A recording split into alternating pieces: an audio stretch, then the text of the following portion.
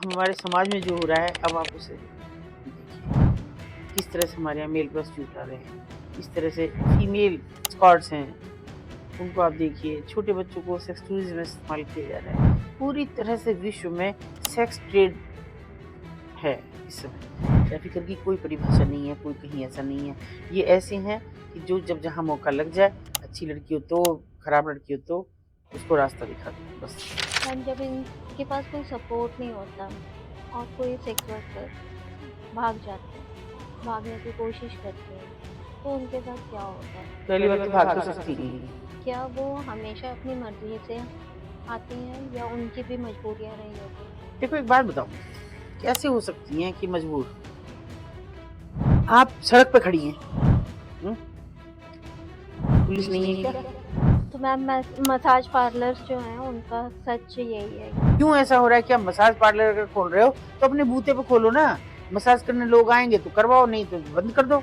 उसको क्या massage parlour के अंडर केवल आप सेक्स कराना चाहते हैं लोगों को? हीरा मंडी जैसी जो मूवीज़ बनी हैं, उसका कितना सच है? अगर वो हीरा मंडी जैसा आप देख रहे हैं, तो ये बरसों-बरस मुगल कालीन की बात है। और हाँ, काफ़ी हद तक है तो गंगूबाई काठियावाड़ी बनाई है साली जी ने, बहुत अच्छी, बहुत नज़दीक बनाई है। आजकल एक चीज़ जो बहुत चल रही है हनी ट्रैप्स। इन टाइप की भी 2 विधाएँ हैं। एक तो ये कि जब किसी बड़े आदमी को फँसाना हो,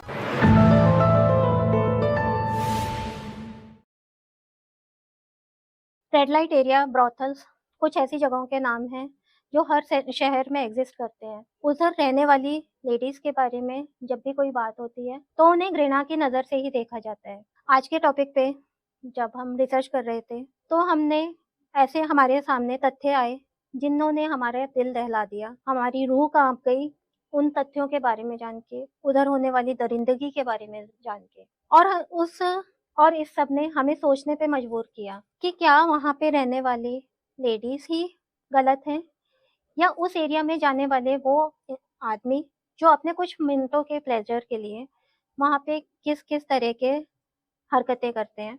ये लोग और कहीं से नहीं आते, ये सब हमारे समाज का ही हिस्सा हैं।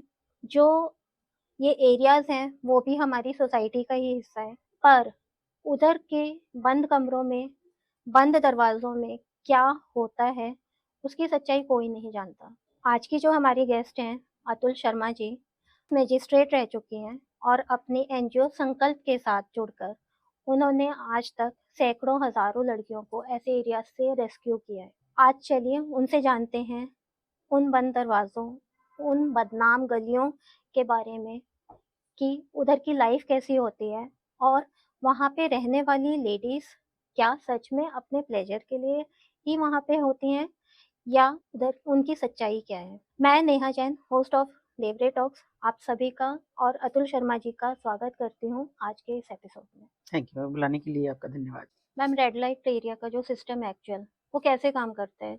देखिए, ये अगर मैं इसे कहूँ कि इसको खाली रेड लाइट एरिया का सिस्टम ना सोच के चलें, ये पूरा एक सेक्स ट्रेड कैसे चलता है।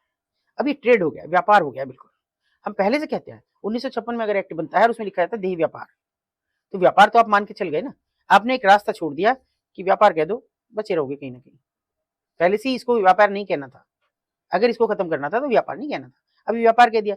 फिर उनको कह रहे हैं आप यौन कर्मी या सेक्स वर्कर, है ना? वर्कर का मतलब ही है कि आप कानून की जद में आ जाते हैं कि आप काम के बदले पैसा ले रहे हैं, तो आप रजिस्टर्ड वर्कर हैं।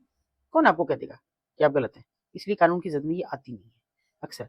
और रेड लाइट एरिया का जो सिस्टम है, वो देखिए इनके अपने, पहली बात है पिम्प्स होते हैं, दलाल होते हैं, अपने इनके स्टेक होल्डर्स होते हैं, जो स्टेक होल्डर मैं उनको कहती हूँ कि जो देख के भी अनदेखा करें और इनके उस आमदनी में हिस्सेदार हों, हितग्राही, अच्छा। जिसका हिंदी मतलब है हितग्राही हैं वो उनके, कि जिनको उनका हित, उनका भी उतना ही है, इनका भी उतना ही है, तो वो उनके हैं। चाहे वो दुकानदार हों, सड़क पे बैठा हुआ कोई कुबलर हो, कोई बढ़ई हो, कोई और वहाँ पेंट करने वाला हो, जो भी बाज़ार में इर्द-गिर्द के लोग हैं, जो उनके यहाँ कस्टमर भेज रहे हैं, जो खुद कस्टमर बन के जा रहे हों या जो दूसरी लड़कियाँ फँसा के ला रहे हैं, वो सब उनके स्टेक होल्डर्स हैं। वो सब उनके हितग्राही हैं।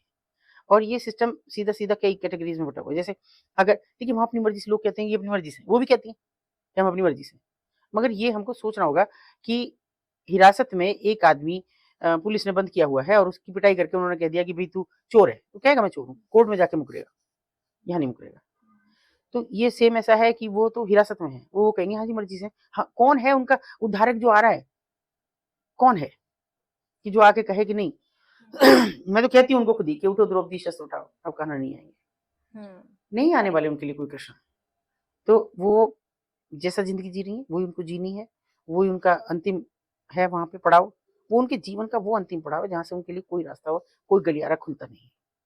वो लाते हैं प्यार में फंसा के, नौकरी के नाम पे, गरीब है तो नौकरी के नाम पे, पैसे वाले हैं तो शादी के नाम पे हाई फाई लड़का जिम विम करके और बॉडी वॉडी बना के और फर्राटे से बाइक पे घुमाएगा, रेस्टोरेंट ले जाएगा, महीने 2 महीने घुमाएगा, ऐसे फिर शादी का प्रपोजल रखेगा। लड़की का ऐसे माइंड वॉश कर देता है कि वो घर वालों से बात ही नहीं करती कि मैं जाके घर वालों को बताऊं भाई मैं किसी लड़की से प्यार करती हूँ। और मुझे आज तक एक बात समझ में नहीं आई अभी तक भी कि हम इतना अपने आप को बहुत आजाद ख्याल मानने लगे हैं, बहुत हम लिबर्टी के जमाने में जी रहे हैं, हम बच्चों को आजादी दे रखी है, लेकिन आज भी हमारे बच्चों के पास वो आजादी नहीं है कि वो माँ बाप से खुल के कहें कि मुझे फलाने आदमी से प्यार हो गया, मैं इससे शादी करना चाहती हूँ। एक बार आप भी इसको देख लो कैसा है। मैं कहती हूँ 1% ऐसा घर होगा कि जो ये आजादी दे रहे हो कि आप किसी से करना हो तो मुझे बता देना भाई। नतीजा ये होता है कि वो आदमी तो जानता है ये अपने घर में तो कहेगी नहीं, तो तू इसे मजबूर करके शादी कर लेंगे, फिर वापस आएंगे, ये एक्सेप्ट कर लेंगे हमको, तो तुम ऐसा करो, उठ के चल दे 3 लड़कियां, वो जो बड़े घर की लड़कियां हैं।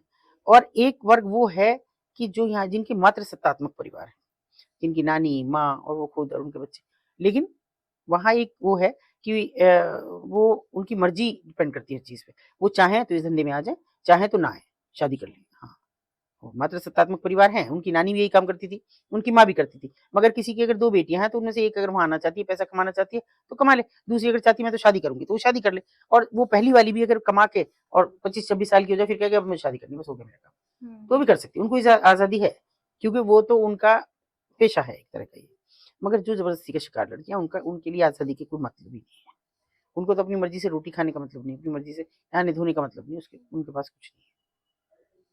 तो ये इनका सिस्टम है कि जिसमें ट्रक ड्राइवर्स भी आते हैं कि वो दूर दराज से नेपाल जैसी जगह से लाए भी, चलो काम के नाम पे दिल्ली पे लेके जाएंगे, दिल्ली टारगेट होता है कि दिल्ली में बहुत काम है, बहुत लोग, दुनिया भरी पड़ी है और घरों में सबको वर्कर चाहिए, और ये पहले से पुराने जमाने से चला आया था कि भाई एक नेपाली नौकर ला दो तो अच्छे से काम करेगा रहेगा, तो इस तरह से वो लड़कियों का ये सब करते हैं। और दिल्ली में तो कभी आप गौर करके देखना, प्लेसमेंट एजेंसी एक एक कमरे में खुली पड़ी है, वो हाँ अखबार जी। में भी इतने सारे इतने से विज्ञापन आते रहते हैं, जी। है ना, कि इतने वर्कर चाहिए, इतने ये चाहिए, वो सब एकदम फ्रॉड है, ये कुछ नहीं है, और ऐसी चीजों पर कोई रोक नहीं लगती, और नीचे अखबार ये कह के छूट जाता है कि इस विज्ञापन से हमारा कुछ लेना देना नहीं, है ना, लेकिन फिर छापते क्यों, पैसे के लिए, पैसा इतनी बड़ी चीज होगी कि आप एक गलत चीज को प्रमोट कर रहे हैं, तो वो इस तरह की ये प्लेसमेंट एजेंसीज हैं जो इन्हें आगे फॉरवर्ड करती है।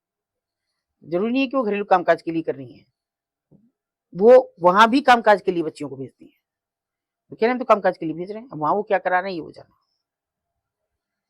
तो हमारे सिस्टम से जुड़ी हुई चीजें हैं ये सब, चाहे रेगुलेटरी एरिया में बढ़ने की बात है, वहाँ काम करने की बात है, या वहाँ ऐसी लड़कियों की बात है कि जो अब कह रही है हम स्वेच्छा से, क्योंकि कोई स्वेच्छा से नहीं है, कोई भी नहीं, किसी की इच्छा नहीं होती कि वो इतना, मतलब बहुत गंदे, जिनके कपड़े कभी ना धुले हों, जिन्हें नहाने में कई दिन लग जाते हों, और उम्र उनकी 50-60 साल हो रही हो और वो डिमांड कर नहीं वाली लड़की चाहिए, कैसे अंतरात्मा उनकी बर्दाश्त करती होगी उन बच्चियों की, क्या वो सोचती होंगी क्या ये जीवन हमने मांगा था जो हमको मिला, उन्होंने तो नहीं मांगा। हम एक तरफ हमारी सरकारें, हमारे समाज किन्नर को एक ऊंचा दर्जा देने की बात करते हैं, थर्ड जेंडर मान लिया गया है, क्योंकि वो ऊपर वाले ने ऐसा बनाया। आप कौन होते हैं उनको थर्ड जेंडर का दर्जा देने वाले, तो बन के आए थे वहीं से, है ना, आपने मान्यता दे दी, लेकिन इनको तो आपने बना दिया और आप इन्हें मान्यता भी नहीं दे रहे, आप इनको एक बेहतर जिंदगी जीने का मौका भी नहीं दे रहे, ये मौका भी नहीं दे रहे कि अगर हमने कहा कि इनके राशन कार्ड बना दो, फेंक दिया, अच्छा। वोटर कार्ड बना दो नहीं बनने हैं, आधार कार्ड बना दो नहीं बनने हैं, ये तो मैं मानती हूँ मेरे ऐसे साथी भी हैं, किसने एक का वोटर कार्ड, राशन कार्ड से लेके वोटर कार्ड, और अब तो एक बच्चा पैदा हो तुरंत वो खबर देंगे कि दीदी आ जाओ हमारे बच्चे का जन्म प्रमाण पत्र बना दो, किसी की मृत्यु, जब मृत्यु का पता ही नहीं लगता था, मैं तो कब कौन मर गई, लावारिसी की तरह कहीं फूक दी, लेकिन अब उनका मृत्यु प्रमाण पत्र भी हम बनवा रहे हैं। अच्छा। वो अलग बात है कि उसमें कहीं भी जिक्र नहीं आता कि ये सेक्स वर्कर है, तो इतना बड़ा आप क्या समझते हैं, आप कबूतर बन रहे हैं कि आपने बिल्ली को देखा आंख मूंद ली, आपने हमारी बात हमको देखा और ये सोच लिया कि नहीं सेक्स वर्कर नहीं है, ये तो किसी और औरत का बनवा रहे हैं, ये कोई, मतलब हमारी मंशा जो है ना उस पर सवाल जरूर खड़े करने हैं, और जब तक अगर उन पे सवाल नहीं खड़े होंगे तो ये बाजार बदस्तूर जारी रहेंगे, इनके ना खत्म होने का कारण ये है कि वहाँ पैसा नहीं है, वहाँ इज्जत नहीं है कैसी भी, कुछ भी।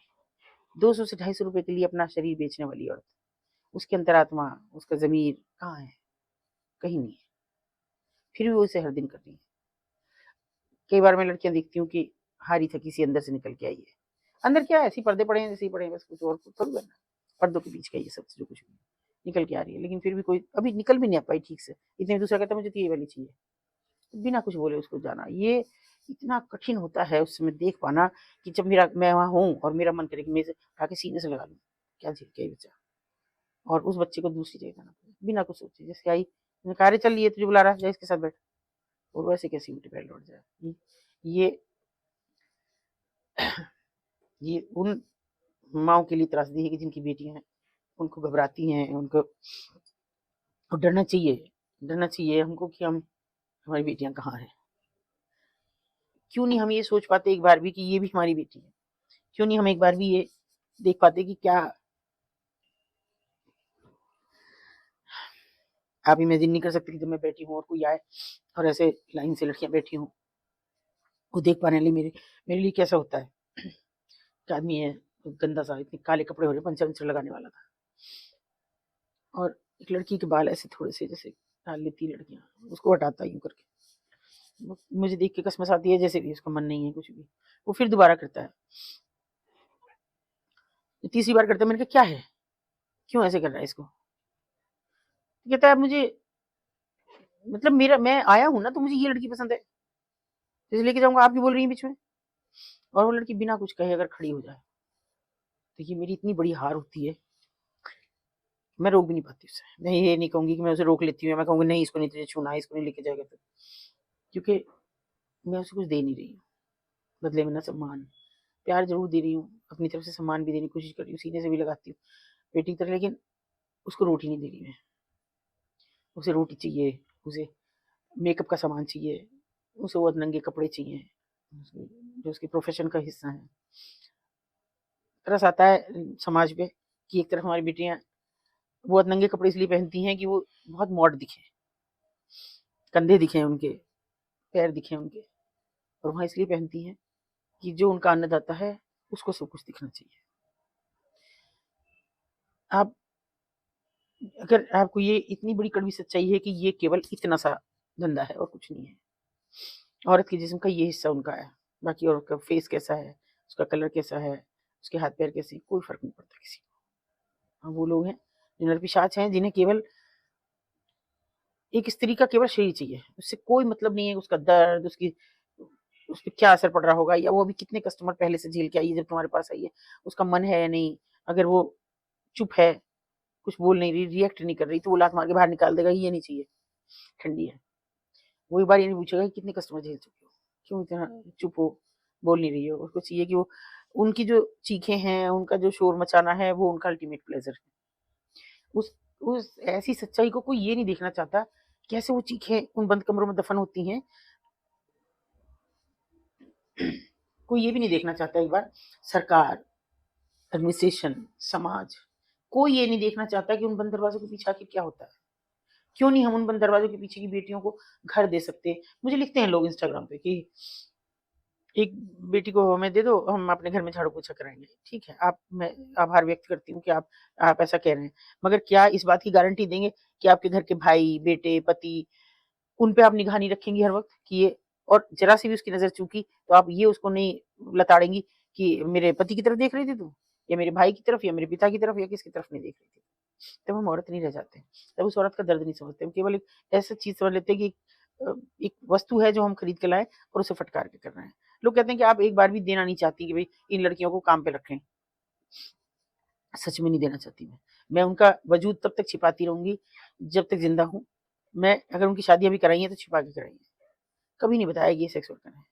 उनके माँ बाप को अगर सुपुर्द की, इक्का दुक्का को तो नहीं कहती हूँ, लेकिन और लड़कियां सुपुर्द की तो वो इस तरह की कि ये तो हमारी संस्था में काम कर रही थी बरसों से, जब से आई थी, उससे पहले भीख मांग रही थी, कुछ भी कहा, भटक गई थी, किसी ने नहीं लगाया, लेकिन ये नहीं कहा कि ये कोठी पे थी, कभी भी। और इतनी बड़ी कड़वी सच्चाई है समाज की। तो इतनी छोटी उम्र की लड़कियों के साथ भी नहीं, इतना तो ग्रोन अप तो उसको भी तो कस्टमर भी जानता है कि इसके साथ ठीक नहीं है। ये करेंगे, ग्रोन अप हो लड़की तभी करेंगे, उसके डालेंगे उसमें, तब तक उसको बिल्कुल अपने पक्ष में तो कर लेंगे, वो तो विरोध करने की स्थिति में नहीं है। ज़्यादा से ज़्यादा वो बच्चा क्या बता पाएगा, मेरा शहर वो है, मेरा गाँव वो है, इससे ज़्यादा तो कुछ बता नहीं पाएगा। और कौन पूछेगा उससे? हम कैसे पूछेंगे एक बच्चे से, जब तक हम आई कांटेक्ट ना कर लें, तब तक कैसे पूछेंगे? और वो तो करते नहीं, इतना छोटा बच्चे को सामने ही नहीं आने देते। और जगह है इनकी जहाँ बच्चे रखने की है, बच्चे वहाँ रहते भी नहीं है, कैसे करेंगे? बहुत मुश्किल है। ये समाज की जो चेतना मर गई है ना, उसके चलते ही लगातार ये कभी बंद होने वाले नहीं है, कतई भी। इसीलिए मैं कहती हूँ कि वो मुझे आज तक अगर मेरी मदर ज़िंदा होती, तो मैं उनसे ज़रूर पूछती कि अम्मा ये खराब औरतें नहीं है, खराब ये समाज है। ये तो एक दुकान है कि जहाँ आप ही के परिवार के तो भाई, पति, बेटे ही जा रहे हैं। वो जाना बंद कर दें तो ये कुछ भी करेंगी, बर्तन मांजें, कपड़े धोएं, किसी घर की रोटी बनाएं, कुछ भी करें, जी। वो करेंगी ये। पर आप ही के लोग तो इन्हें यहाँ जीने के लिए मजबूर कर रहे हैं कि तुम यहाँ हो तो हमारा एंटरटेनमेंट है, वरना कुछ नहीं। वो तो वहीं के वहीं रह गई, उसी गंद में, उसी गली जिंदगी में, और वहीं दम तोड़ देना। मैंने मैंने नहीं देखी इक्का दुक्का महिलाओं को छोड़ के कोई 40 पार कर पाई हो कभी। लेकिन हम हमारे समाज में जो हो रहा है, अब आप उसे देखिए, किस तरह से हमारे यहाँ मेल प्रोस्टिट्यूट आ रहे हैं, किस तरह से फीमेल स्कॉट्स हैं, उनको आप देखिए, छोटे बच्चों को सेक्स टूरिज्म में इस्तेमाल किया जा रहा है। पूरी तरह से विश्व में सेक्स ट्रेड है इस समय, और ये विश्व का तीसरा सबसे ज़्यादा पैसा देने वाला धंधा बन गया। आपको कुछ नहीं करना, एक लड़की को फँसाना, लाख 2 लाख रुपए उसको खर्च करने हैं कुछ समय के लिए, और कुछ पे तो लाख 2 लाख भी नहीं होते, नहीं 100-200 रुपए करना खर्च पड़ता। करके ये लड़की वहाँ तक आ जाती है। मगर आप केवल लग्ज़री जुटाने के लिए, बढ़िया कपड़े, ब्रांडेड शूज़, ब्रांडेड ज्वेलरी, इन सबको करने के लिए अगर ये काम कर रहे हैं, तो इससे बुरा कुछ हो नहीं सकता। और ये केवल हमारे, मतलब हमारे जो समाज और परिवार पे तो धब्बा है ही इसलिए, लेकिन उससे ज़्यादा पूरा हमारे देश की संस्कृति और सभ्यता पे है, जिस पे लोग नाज़ करते थे, हम नाज़ करते थे, और जिसका डंका पूरी दुनिया में था कि वहाँ की संस्कृति है। बाहर से लोग आके आज भी वृंदावन जैसी जगह में साड़ी पहनती हैं औरतें, भजन कर रही हैं, इस्कॉन वाला एक पूरा का पूरा सिस्टम चल रहा है। तो ये फिर हमें क्यों नहीं दिखा अपनी संस्कृति का ये पहलू उजागर करने के लिए? फिर ये आपने कह दिया कि ये तो बरसों बरस से चली आ रही हैं। अपने आप को आपने सेव कर लिया कि पहले देवदासी होती थी, नगर वधुएँ होती थीं, अगर ना होती तो, मगर आप नगर वधुओं का सच भी जान लीजिए और देवदासी का भी। देवदासी को भगवान के नाम पे जो समर्पित कर दिया, वो भी उन मठाधीशों का ही काम था। हर जगह कोई ना कोई ऐसा है, जो इन कामों को अंजाम दे रहा है। वहाँ वो मठ के गुरु थे, वहाँ के पालक थे, तो भगवान को समर्पित क्या करते थे? वो अपने लिए माँगते थे। आज भी देवदासी प्रथा बहुत समय तक चलती रही, अब बैन लगाया जाके कानून-वानून बना। किसी लड़की को नगर वधु घोषित कर देना, अपने आप में नगर वधु कह रही है कि सारे परिवार, सारी शहर की वधु है ये, यानी भोग्या है ये सबकी, कोई भी इस औरत को ले जा सकता है। लेकिन कहाँ ये बदहाली और ये सब जो चीजें आई हैं, ये उसको लेते लेते यहाँ तक आ गई। आज एक दिन हम मुजरा कर रहे थे, मुजरा से कमा के खा रही थी, मगर कौन मुजरा देखने जाता है? आपने हीरा मंडी की बात की, कौन देखने जा रहा है मुजरा? जब आपका मुजरा, आपकी सब चीज, आपकी ओटीटी आपके घर में परोस रहा है, आपके बेडरूम में परोस रहा है, तो आपको वहां जाने की कहाँ जरूरत है? आपको जो नंगापन उनमें देखना है, वो तो यहाँ आपको मिल रहा है सारा, और सर्विसेज आपको एस्कॉर्ट सर्विसेज मिल रही हैं, तो कहाँ जाएंगे आप? वहाँ कौन जा रहा है? वहाँ तो वो जाता है जिसके पास हैंड टू माउथ है, जो दिन भर में 500-600 रुपए कमाता है, जिसमें से 250 रुपए वहाँ खर्च करेगा, 100-150 रुपए की दारू पी जाएगा, 100-50 बच्चे तो घर में दे देगा, नहीं तो उन्हें पीटेगा। क्यों मांग रहे हैं? ये वो लोग जाते हैं केवल। वहाँ वो जाने वाली कोई स्ट्रेंथ नहीं रही है कि जो पैसा खर्च करती है और दिखाएं कि बड़े बड़े मुजरे हो रहे हैं और इतना ज्वेलरी पहन रही हैं, और इतना होता होगा एक जमाने में। आज मैं कम से कम अपने इन 33 सालों में ये नहीं कह सकती कि मैंने देखा है, मैंने बद से बदतर होते हुए देखा है। वो टाइम भी देखा है कि जब शाम के वक्त हारमोनियम, तबला, साजिंदे आते थे, और ये शर्त थी, जब लोग अभी मुझसे कल किसी ने पूछा है कि मैडम ये तो इनको तो लाइसेंस मिला हुआ है। मैंने ध्यान आ रहा, किसने मुझसे पूछ लिया कि किसने कहा आपसे कि लाइसेंस मिला हुआ? अभी सबके पास लाइसेंस ही कहती हैं।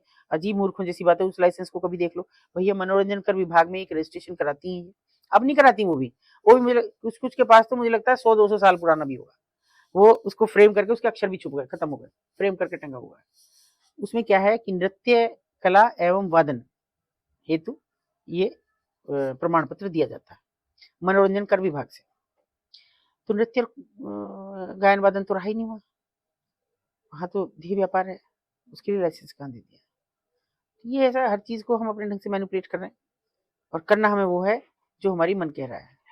पैसा हम इकट्ठा कर रहे हैं, मुझे समझ नहीं आता माँ बाप को क्या दिख रहा है, बच्चों को क्या दिखा रहा है। हीरा मंडी जैसी जो मूवीज बनी है उसका कितना सच, आप उसको कितना सच मानते हो, और क्या आपके एक्सपीरियंस में कभी ऐसा आया कि उस लेवल के आपके पास लड़कियां देखी हो आपने, या नहीं उस देखिए, लेवल का देखा हो? उस लेवल का तो सवाल ही नहीं उठता। वहां वो है कमजोर पे वहां ताकत की आजमाइश, वहां तो बाज के पंजे में फंसी हुई चिड़िया है। अगर वो हीरा मंडी जैसा आप देख रहे हैं तो ये बरसों बरस मुगल कालीन की बात है, वहां रही होंगी। उस जमाने की एक महिला वहां थी जिनका कहना ये हुआ करता था कि बेटा हमारे पास तो भले घरों की सेठों की लड़कियां, वो अपनी लड़कियां छोड़ के आते जाते थे शादी से 8-8 दिन पहले, कि इन्हें चलने का तरीका, बैठने का तरीका, उठने बैठने में कपड़ों की सरसराहट ना हो, पायल की आवाज तो हो पर हल्की सी, वो झमझम झमझम करके ना घूमती हुई हो, वो सब बैठने का तरीका, बोलने का सलीका हमसे सिखाने के लिए लाते थे। घंटे 2 घंटे हंस उठते थे। अंग्रेजों ने भी ये बराबर जारी रखा कि वो अपने घर की औरतों को लाते थे, देखो ऐसे बोला जाता है, ऐसे बैठा जाता है, अगर साड़ी पहनोगे, क्योंकि उन्होंने पहनना सीख लिया था, लहंगा पहनोगे तो ये ऐसे चलना चाहिए इसको, वो हमसे आती थी पूछने के लिए। लेकिन धीरे धीरे दौर बदला, क्योंकि हम दूरदर्शन और दूसरी चीजों के जमाने में आ गए, वहाँ लोगों का आवागमन कम हो गया। अब गाना सुनने कौन जाता है, जिसको सुनना है वो अपने घर में कुछ भी लगाएगा, सैकड़ों चीजें, उनसे गाना सुनेगा, उनका कौन सुन रहा है। गजल सुननी है और दूसरी चीजें सुननी है, वो भी हमें उपलब्ध है हर चीज बड़े बड़ों की। और हाँ काफी हद तक है तो गंगूबाई, गंगूबाई जो काठियावाड़ी बनाई है भंसाली जी ने, बहुत अच्छी, बहुत नजदीक बनाई है। देखिए कुछ लिबर्टीज तो फिल्मकार को लेनी पड़ती हैं, लेकिन काफी हद तक उन्होंने नजदीकी में गए, वो इतना कि जो वहाँ की मालकिन है उनकी चाल ढाल तक भी अच्छा। वो जैसे चलती हैं, जैसे हम पल्लू लेते हैं लंबा, और क्योंकि हमें सिर पे अगर रखना पड़े तो यहाँ हम पकड़ सकें उसको, लेकिन वो यहाँ तक छोड़ देती है उसे ऐसी, और वो झूम के कुछ चलना, जैसे हम किन्नर की अलग चाल पहचान जाते हैं। जी जी। मैं उसको देख के हमारा पूरा, मेरा चूंकि हम पूरे स्टाफ के साथ गए तो अचानक उन्होंने कहा देखिए तो उसके जैसी लग रही है, तो उसके जैसी लग रही है, तो वो तरीका। और जो वो घटना है इसमें उसको हीरोइन को मारा जाता है बुरी तरह, वो बिल्कुल सच सोनागाछी की घटना है, और उसमें बस थोड़ी सी लिबर्टी ये ली गई कि वहां वो मर जाती है, रियलिटी में मर रियलिटी गई। में वो मर जाती है, और उसका बड़ा इम्पैक्ट हुआ था, मरने के बाद में बहुत सब चीजें हुई, सुप्रीम कोर्ट तक बातें गई, मगर हुआ कुछ नहीं। तो सच्चाई है वो अंधेरे कमरे, वो चबूतरा जिसपे अगर आपने देखी हो फिल्म, आलिया भट्ट नहा रही है, पर्दा डला हुआ है, वो तो जीना से पर्दा, अच्छा सा पर्दा, वहाँ गंदे से पर्दे हैं जो फट गए हैं और उन पर्दों, वो चबूतरा उसका मेन हिस्सा है हर कमरे का। वहाँ वो नहा नहीं सकती बंद बाथरूम में, ऐसे नहीं नहाएंगी, वो खा नहीं सकती कहीं और बैठ के, वहीं खाएंगी उस चबूतरे पे, उसमें बैठेंगी। कोई कस्टमर आएगा वहीं यूज्ड कंडोम फेंकेगा, वहीं उसको अगर बाथरूम जाना है तो वहीं एक साइड खड़ा होकर करेगा, और वहीं पे वो थूक भी देगा, गुटखा और दूसरी सब गंदगी तमाम उस चबूतरे का हिस्सा है, और वहीं वो बैठ के खाना खाएगी। आप इमेजिन कर सकते हैं कि एक लड़की के हाथ में खाना क्या है, दाल चावल, कभी वो कुछ और ले आए ऐसा ही, कभी निहारी हरी कुछ खा लिया, बस ये सब उनका खाना है, बाजार से आता बनता तो है नहीं, और वहीं बैठ के बिसूरती खाती, मतलब जैसे कोई टेस्ट का उनको नहीं पता, कोई किसी चीज का कि भाई ये कह सकें कि इसमें नमक कम है, कुछ भी हो, बस खाना है, बस खाना खा लिया रख दिया, वहीं उसी गंदगी में बच्ची खा रही है दाल चावल घुले हुए। मैंने कहा बेटा हट जाओ, यहाँ तो बहुत गंदगी है, तो वो मालकिन की तरफ ऐसे देखती है और फिर उठा के खाने लगती है। पता नहीं उनकी आंख में आग क्या बात हुई कि वो इतनी भी हिम्मत नहीं कर सकी कि उस जगह से खड़ी होकर और दूसरी जगह बैठ के खाना खा सके। तो वो चबूतरा हर कमरे का एक कड़वा सच है, वहीं पे नहाना है, वहीं रहना है। केवल एक शौचालय है उनका जिसमें वो जा सकती हैं बंद में, बाकी और बंद कुछ नहीं है। और कोई कमरे नहीं है, कुछ केबिन्स नहीं है, केवल पर्दे डले हुए। ये इतना बड़ा है, इसमें 2 पर्दे डल जाएंगे आपके, एक गद्दा हैंडल गया, एक हैंडल गया, एक हैंडल, 3 कस्टमर हैं, 3 लड़कियां हैं, एक दूसरे को देख भी रहे हैं, एक दूसरे को सुन भी रहे हैं, एक दूसरे का कभी कभी पर्दा हटता है तो सबको पता होता है कोई दूसरा कस्टमर किसी के साथ क्या कर रहा है। तो बहुत सी सच्चाई है, बहुत बहुत नज़दीक है। देखिए फ़िल्म हो या स्टोरीज़ हो, वो सब हमारे समाज का ही आईना होती है। मगर मैं हीरा मंडी को इसलिए मैं क्रिटिक नहीं कर सकती क्योंकि हो सकता है उस समय में हो। हाँ, उसका एक पक्ष में ये कह सकती हूँ कि जो मैंने अपने आप से देखा कि हमारे यहाँ कारगिल युद्ध हुआ। मैंने कहा क्यों भई? कुछ ना करोगी? मैं भले ही वहाँ इतने रेस्क्यू करती हूँ, लेकिन मैं उनसे कभी बैर नहीं मानती हूँ। इतने मेरे एक्सीडेंट कराने के बाद भी, इतने मुझ पे मुकदमा करने के बाद भी मैंने कभी उनसे नाराज़गी से बात नहीं की। तो मैं कहा ऐसे ही? बोली क्या करें? मैंने कहा इतने लोग मर गए, कुछ नहीं करोगी? कहा दीदी बताओ। मैंने ऐसे ही एक कलस्तर लिया और मैंने कहा ये रखा है, जो डाल सकती हो डालो। इकट्ठा किए उन्होंने पैसे, कहा दीदी दे दो, किसको देने? मैंने कहा खुद जाओ डीएम साहब को देके आओ। दिलवाए हमने डीएम साहब को। और हमारे यहाँ एक बड़ा अग्निकांड हो गया था। मैंने उसमें कहा कि मैंने कहा चलो कुछ इकट्ठा करो या उनको श्रद्धांजलि दे के आओ। गई वो उस जगह पे भी, श्रद्धांजलि, बहुत लोग मरे थे उसमें। श्रद्धांजलि भी दे के आई। जो पैसा जो एक उसमें कमेटी बनी थी, जो जाँच-वाँच में थी, उनको पैसा भी काफ़ी सारा इकट्ठा देके। तो वो और लोग कहते हैं कि कभी जब यहाँ पे क्योंकि वो तो शहर की बसाहट के साथ है कि कभी जब युद्ध हुआ, तो तब भी यहाँ की मतलब जो तवाइफ़ें थीं, उन्होंने बहुत मदद की। जैसे जो क्रांतिकारी थे, उनको छिपने के लिए सबसे ज़्यादा मुफ़ीद जगह उनकी थी। तो ऐसे थोड़ी कि वो यहाँ की रहने वाली नहीं है, कहीं और से थोड़ी आई हैं, या वो आम ज़िंदगी में कभी जी नहीं, 2 साल, 4 साल कभी तो जी होंगी, तो वो सब उनको याद होता होगा। अपने देश की भी अभी जैसे अगर आपको याद हो एक हाँ वो चले जी। गए थे ना, जी, उनका जी, जी, जी। क्रैश हो गया था पहले प्लेन और वो चले गए थे, फिर उनकी वापसी हुई, तो उस वापसी काफ़ी चोट-वोट भी लगी थी। वापसी पे भी उन्होंने बड़ा बहुत काफ़ी सारे मार्च निकाले जब तक वो आए नहीं थे और डीएम को भी ज्ञापन दिए और कहा कि जी जो कहेंगे आप हम वो पैसा भी इकट्ठा करेंगे, तो भी हमारी हम 1 दिन की पूरी आमदनी देंगे आपको। तो कभी भी कोई युद्ध होता है, कुछ भी होता है, हमेशा वो पूरे दिन की 1 दिन की आमदनी पूरी थमाती हैं आके। बस केवल उनके इमोशंस को जगाने की बात है और उन्हें एक बार अच्छा कहने की बात है। मैं बस इतना मैं अपनी बात नहीं कहती, लेकिन मैं इतना ज़रूर करती हूँ उनको, अगर शायद और समाज को एक मैसेज देके ये बात कहूँगी ज़रूर कि अगर आप ऐसा कर सकें तो शायद कुछ बदलाव आए।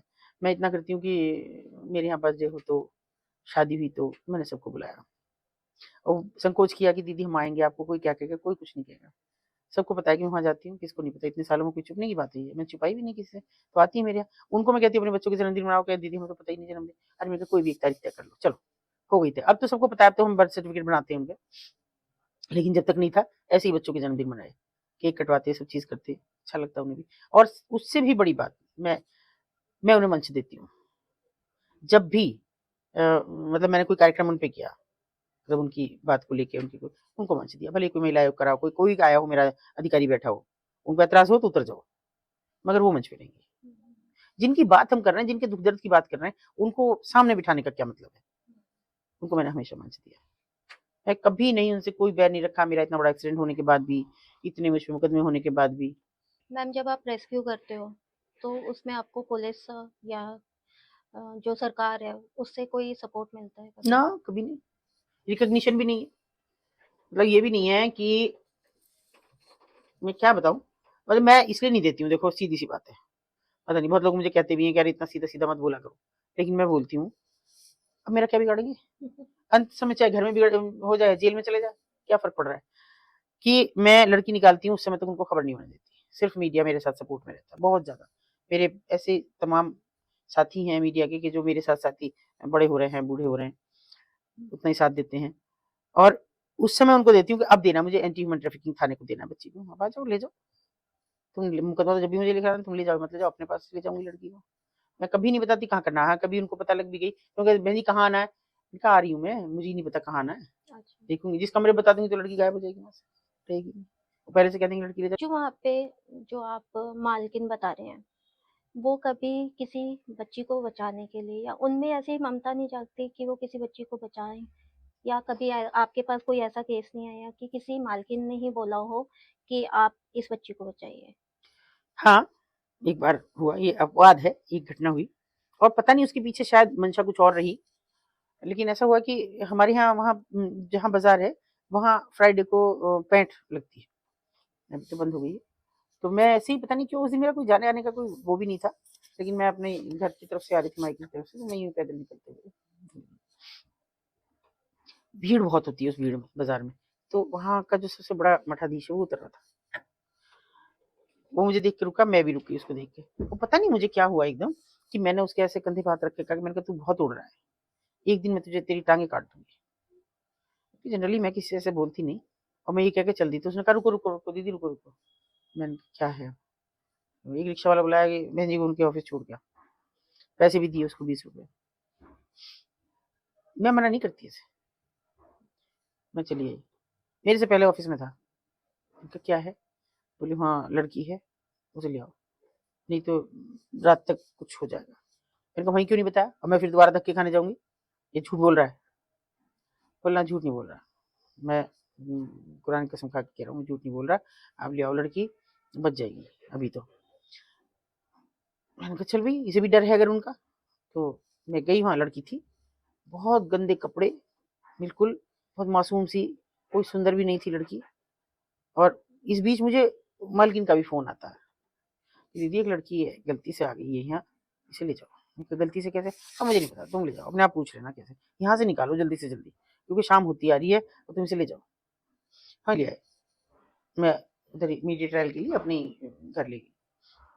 अब उसने बहुत देर से ऐसे करती जा रही है हाथों को। मैंने कहा क्या है हाथ में, क्या हो गया? आराम से पहले मैं रिलैक्स करती हूँ, उससे पहले मीडिया से बात नहीं, बोले मीडिया कितना भी खड़ा रहो। क्या है बेटा, हाथ में कुछ लग रहा है, किसी ने कुछ मारा? नहीं, उसने ऐसे करा तो 20 रुपए थे उसके हाथ में, और सोचिए 20 रुपए में बिक गई वो लड़की। वो हमारे घर के बहुत नजदीक, मतलब मेरे शहर के बहुत नजदीक की लड़की थी, और उसके माता पिता एक एक्सीडेंट में मर गए। वो 3 बहन भाई थे, 2 भाई 1 बहन। भाई उस कम्युनिटी में शादियां हो जाती हैं आपस में, बहन मतलब मामा फूफी और ऐसे। तो बुआ ले गई तीनों बच्चों को। बेटी तो घर के काम के लिए मिल गई नौकरानी, और बेटों को पढ़ा लिखा के अपनी बच्चियों, अपनी बेटियों की शादी कर दी। अपनी बेटियों से हो रही, ये यूजलेस थी, तो ये रोज जाती कपड़े धोने, मतलब धोबी का काम था उनका, नहर पे कपड़े धोने जाती रोजाना। वहां किसी लड़के से, दूसरी कम्युनिटी के से बात हो गई, थोड़ा बहुत अपनापन हुआ। एक दिन ये मुझसे उससे कहने लगी कि मुझे तुम यहाँ से भगा के ले जाओ।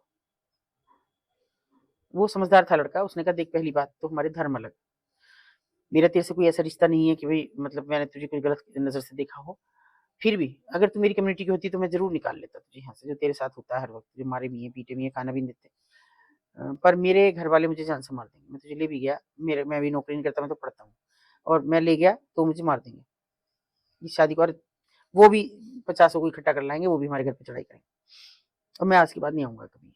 लड़का गया नहीं नहर पे, बेचारी शांत हो गई, क्या करती। लोग पूछते हैं कि ये ट्रैफिकर होता कौन है? कोई नहीं होता है, मौका परस्त होता है एक इंसान, वो ट्रैफिकर है। तो ऐसे में कोई देख रहा था उसका पड़ोस का, उसने कहा देख ले छोड़ के चला गया ना, तू काफिरों के चक्कर में लग रही थी, मैं करूंगा तेरे से शादी, और यहाँ तो करेंगे नहीं हम, शादी करके आ जाएंगे बाद में, मैं तुझे भेज रहा हूँ, तू मेरठ चली जा।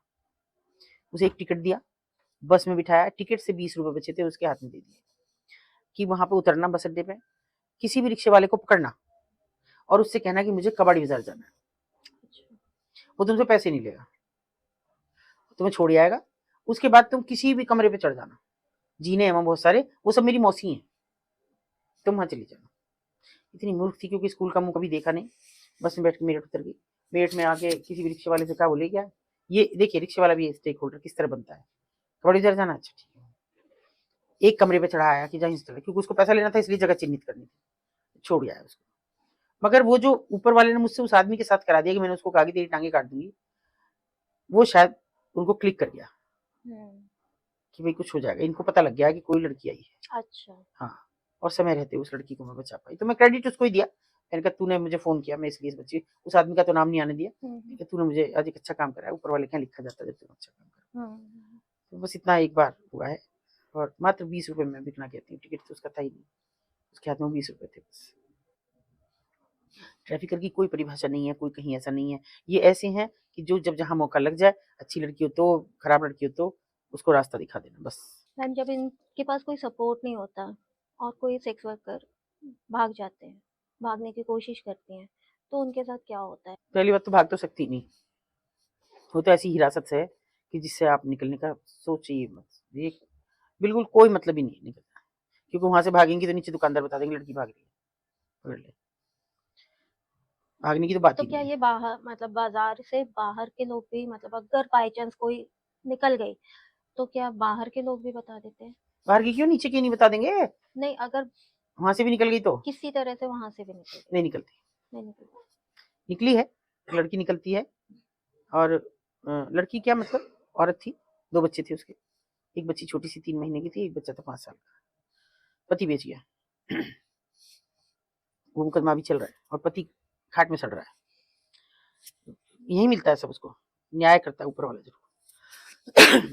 उसको बेच गया, उसने हिम्मत नहीं हारी, पहले तो उस बच्चे ने नहीं हारी, उसको जैसी कस्टमर के पास जाती तो पर्दे हटाता, रोता, फजीते करता, इन्होंने उस बच्चे को मार के निकाल दिया, लेकिन उसने वहां भी हिम्मत नहीं हारी, इतने से बच्चे ने, वो वहीं चाय की दुकान में पड़ा, उनके कप धोता, भट्टी से लग के सो जाता, सर्दियों के दिन थे। ऐसे में वो लड़की एक दिन, वो हर रोज वॉच कर रही थी कौन सा टाइम ऐसा है कि जब यहाँ पे सोता पड़ता, मतलब सब सो जाते, नीचे बाजार भी खत्म, सो भी गए, और सब बदहोश, क्योंकि बदहोश इसलिए कि इतना थक जाती हैं। ऐसे में उसने देखा कि सबसे 4 बजे सुबह ये सबसे मुफीद टाइम है कि मैं भाग सकूं। 4 बजे वो किसी तरह कैसे उतरती है मुझे नहीं पता, जीना तो उसमें ताला लगा रहता है, वो बाहर से उतरती है कि छज्जे से लटक के उतरती है, टीन पे आती है और टीन से नीचे गिरती है, पता नहीं कैसे उतरी। और वहां से उतरने के बाद जैसे, चूंकि ना मेरठ कुछ ऐसा बसा हुआ है, जो पुराना शहर है, आज भी ऊंचा है। आज भी इतना ऊंचा है कि वहाँ 2-3 पैड़ी हर किसी के घर में है। और ये बाजार काफी बीचों बीच है, तो बड़ा ऊंचे पे बसा हुआ। तो वो जो ऐसे पैड़ियां बनाए होते हैं, सीढ़ियां बनाए होते हैं, उसके नीचे घुस गई पानी में, सर्दी के दिन, गंदे पानी में, गहरी नालियां, उसमें बैठ गई कि अभी जब अगर भागूंगी तो कोई ना कोई सूचना दे, पता लग जाएगा 4 बजे भागी है तो बाजार की भागी हुई औरत होगी, कोई सवारी भी नहीं मिलने की, कहीं जाने की। और उसने समझदारी से काम लिया। फिर वही देखती रही कि ये तो उसने रोज वॉच कर ही लिया था, एक ही कर रही थी वो कि कब झाड़ू लगाने वाले आते हैं बाजार में, कब चहल पहल शुरू होती है, तो चहल पहल का इंतजार करती रही। 6 बजे के करीब वो वहां से निकलती है और भाग के जैसे थोड़ा सा कट लेकर यूं चलती है सड़क पे, तो एक टेम्पो खड़ा मिलता है जो जंजीर में बांध के रात को छोड़ जाते हैं।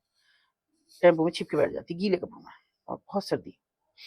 थोड़ी सी देर बाद ही वो टेम्पो वाला आ जाता है टेम्पो निकालने के लिए, और नीचे देखा तो तू कैसे यहाँ क्या, मैं हाथ जोड़ लिया कि मुझे बचा दो किसी तरह, और मैं ऐसे से यहाँ से भागी हूँ और मेरी बेटी है इनके कब्जे में, उसे भी मैं छोड़ के चली आई।